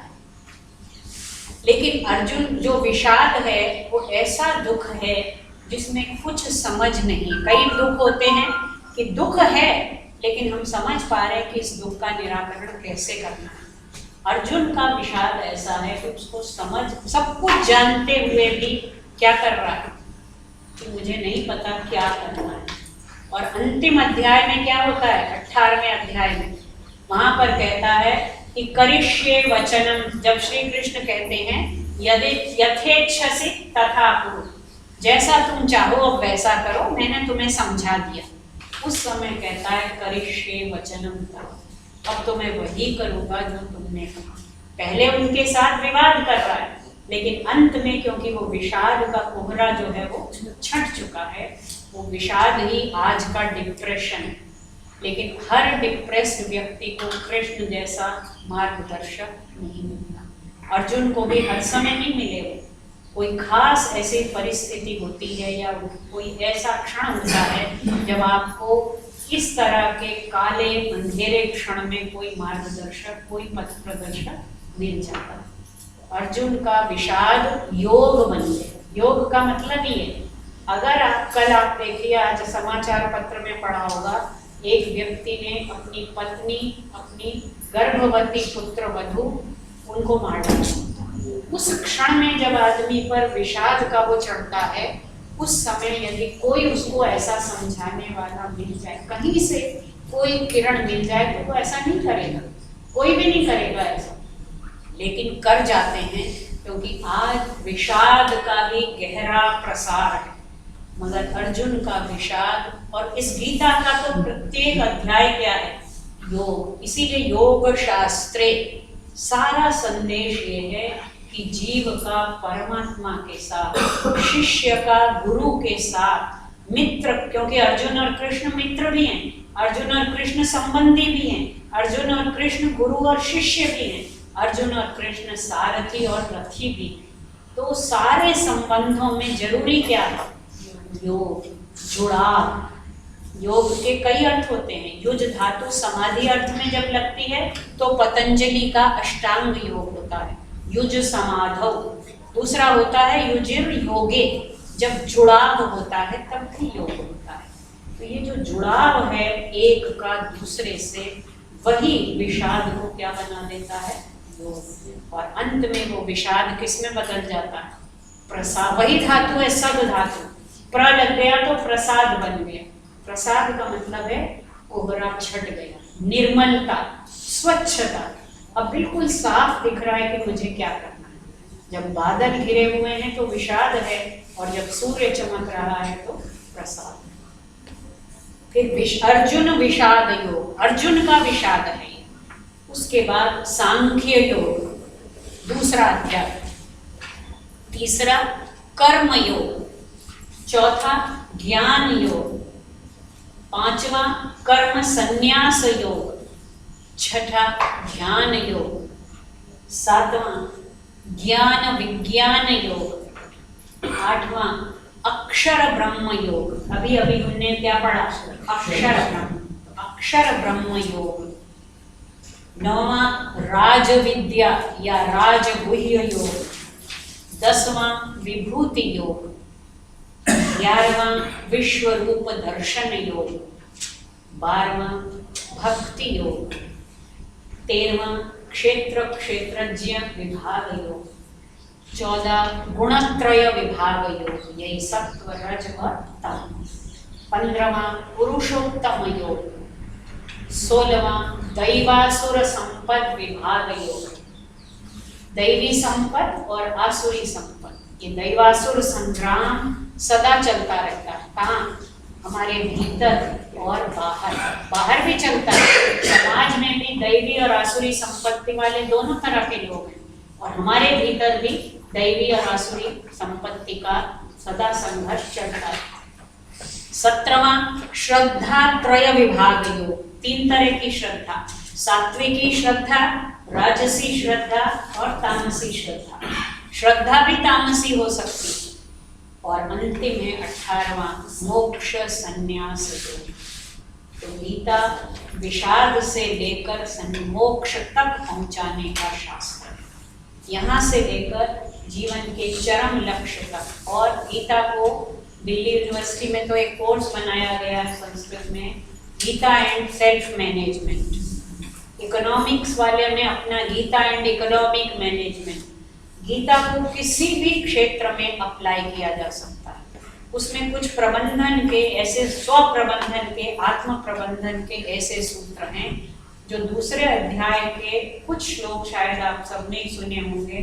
3 श्लोक में पूरे जीवन का दर्शन बता दिया है।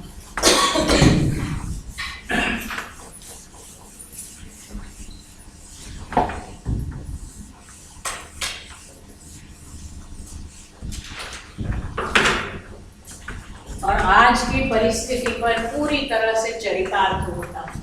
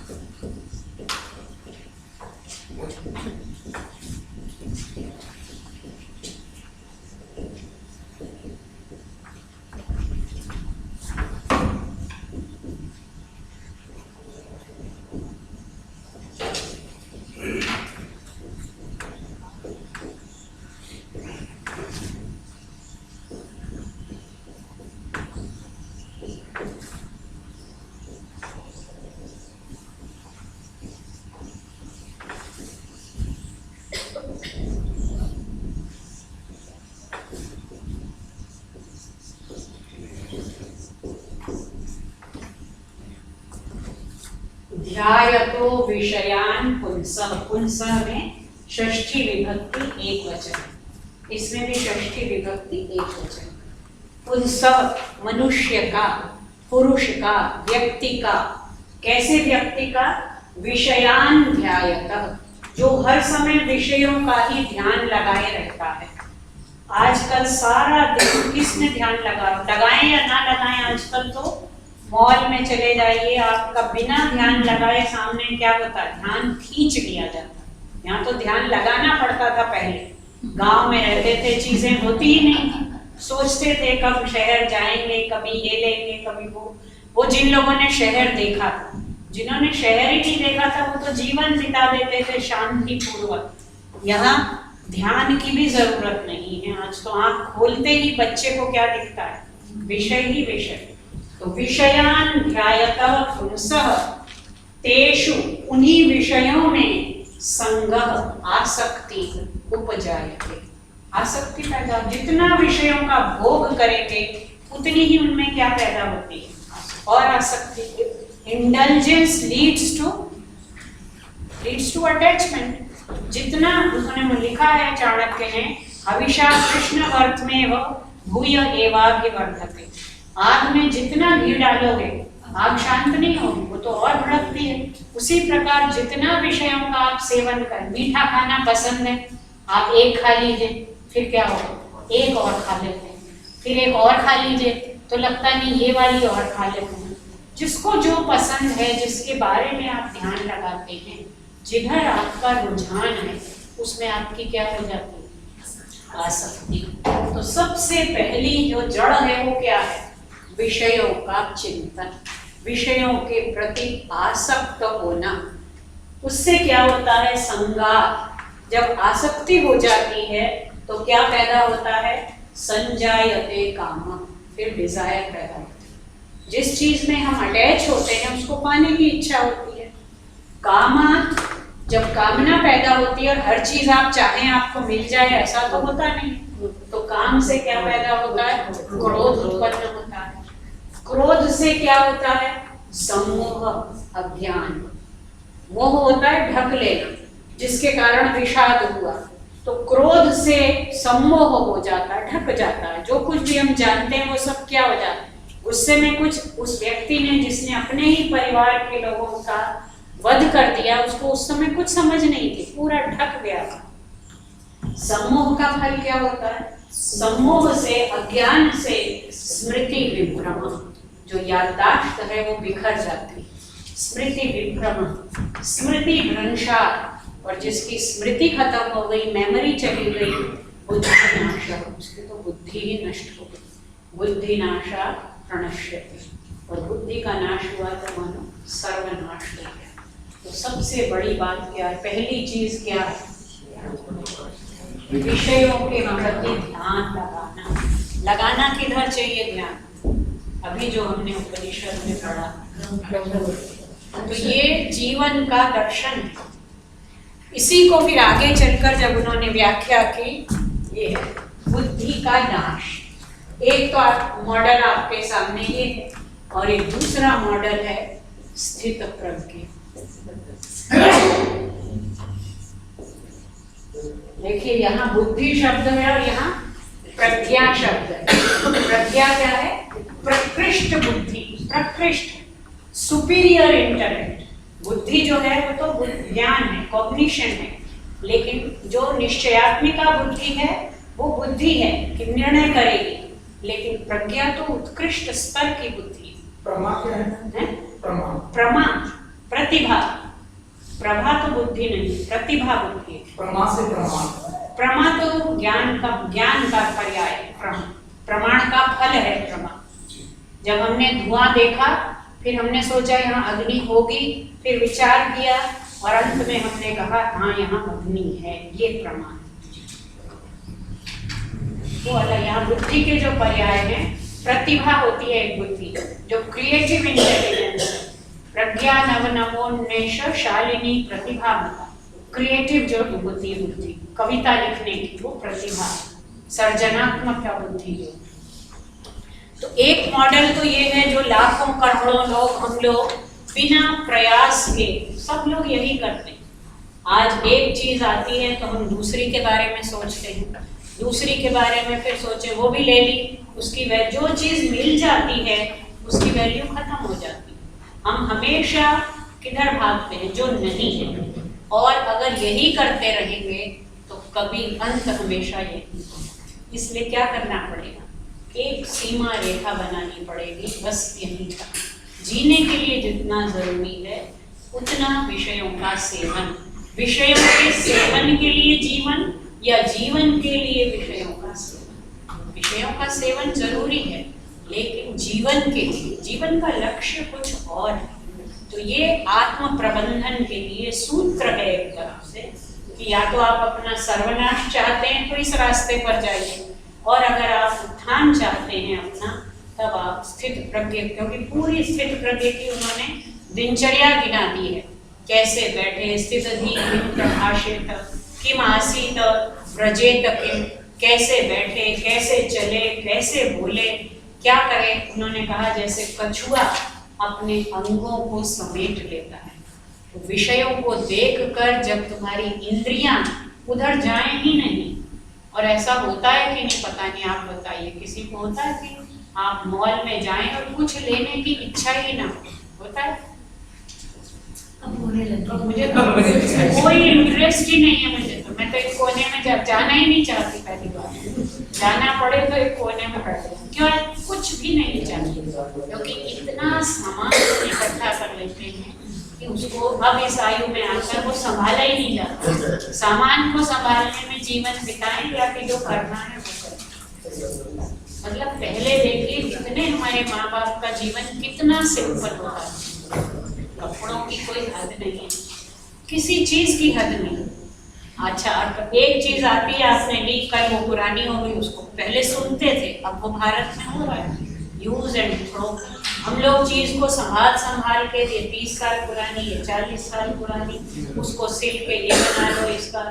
उस हमारी पीढ़ी के पहले जो लोग थे ये करते थे, और आजकल हर चीज को लाओ और फेंको। अंत उसका परिणाम क्या हो रहा है वो भी हम ही भोग रहे हैं। ये पॉल्यूशन क्यों हो रहा है? इसी वजह से हो रहा है। तो ये जो सूत्र है गीता के, जीवन का आदर्श भी देती है गीता, और विषाद के क्षणों में कुछ सांत्वना भी देती है गीता, और भक्ति का जब उद्रेक होता है तो वो शरण भी देती है। तो गीता एक ऐसा ग्रंथ, इतने इस पर ग्रंथ लिखे गए हैं, अगर आप नेट में जाएं तो सैकड़ों तरह की व्याख्या, जैसा मैंने बताया। जो लोग मराठी पढ़ते हैं, अगर आप ज्ञानेश्वरी पढ़ें तो भक्ति की धारा बह रही है उसमें, और यदि आप कर्मठ व्यक्ति हैं तो तिलक का गीता रहस्य पढ़ें, और शंकराचार्य को पढ़ेंगे तब तो वो तो सारा पूरा अपना दर्शन का स्ट्रक्चर खड़ा करते हैं, और कहते हैं कर्म का निषेध नहीं है, लेकिन कर्म बीच में। भक्ति, शंकराचार्य से बड़ा कोई भक्त नहीं था, लेकिन ज्ञान की जगह कोई नहीं ले सकता। मोक्ष तो ज्ञान से ही, अंतिम क्या है? मोक्ष, संन्यास, योग। मोक्ष केवल, और इतने तर्क देते हैं कि मोक्ष केवल और केवल ज्ञान से ही मिलता है, भक्ति से नहीं मिल सकता, कर्म से नहीं। कर्म से चित्त की शुद्धि हो सकती है, भक्ति से आपका मन स्थिर हो सकता है, लेकिन मोक्ष ज्ञान से। ये शंकराचार्य का तो अलग, रामानुज भी भक्ति का प्रतिपादन करते हैं। अलग अलग लोगों ने इसमें अलग अलग छटा देखी है। सबने गीता तो पढ़ी होगी। कुल कितने श्लोक है? 700 श्लोक, 18 अध्याय, 700 श्लोक। गीता की व्याख्याएं, गीता पर लिखे गए ग्रंथ, अभी गीता का दर्शन। अब आप अगले 2 कक्षाओं में कुछ पूछना है तो पूछिए। मैम 5वें, 10वें और 11वें किया था। कौन से का? 5वें, 11वें और 10वें। 5वें का है कर्म संन्यास योग, 11वां है विश्व रूप दर्शन योग, 12वां तो भक्ति योग है। मैम 10वां क्या है? विभूति योग। चौथा क्या है? चौथा की 14वां, चौथा है ज्ञान योग।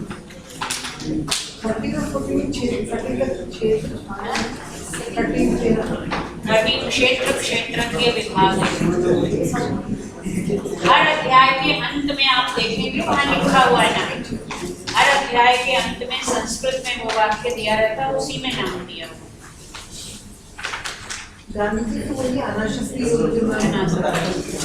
श्री अरविंदो ने भी ऐसे गीता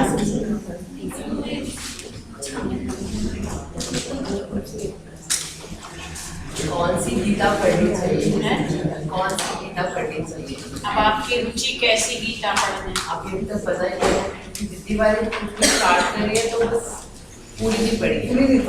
नहीं, अगर बिल्कुल आरंभिक उस पे पढ़नी है तो गीता प्रेस की बिना शंकर की कमेंट्री वाली खाली अनुवाद जिसमें वो गीता प्रेस, क्योंकि शंकर के उसके साथ तो बहुत जटिल हो जाती है। केवल गीता प्रेस का जो हिंदी अनुवाद है वो पढ़ेंगे। नागेश्वरी अवेलेबल है? हाँ हाँ, 700 साल हो गए ज्ञानेश्वर। वहाँ देखिए मराठी में लिखा हुआ है। मराठी में उसका शायद अनुवाद भी हो गया, हिंदी में भी हो गया। हिंदी में अनुवाद हो गया है। मिल जाएगा। चलिए शांति।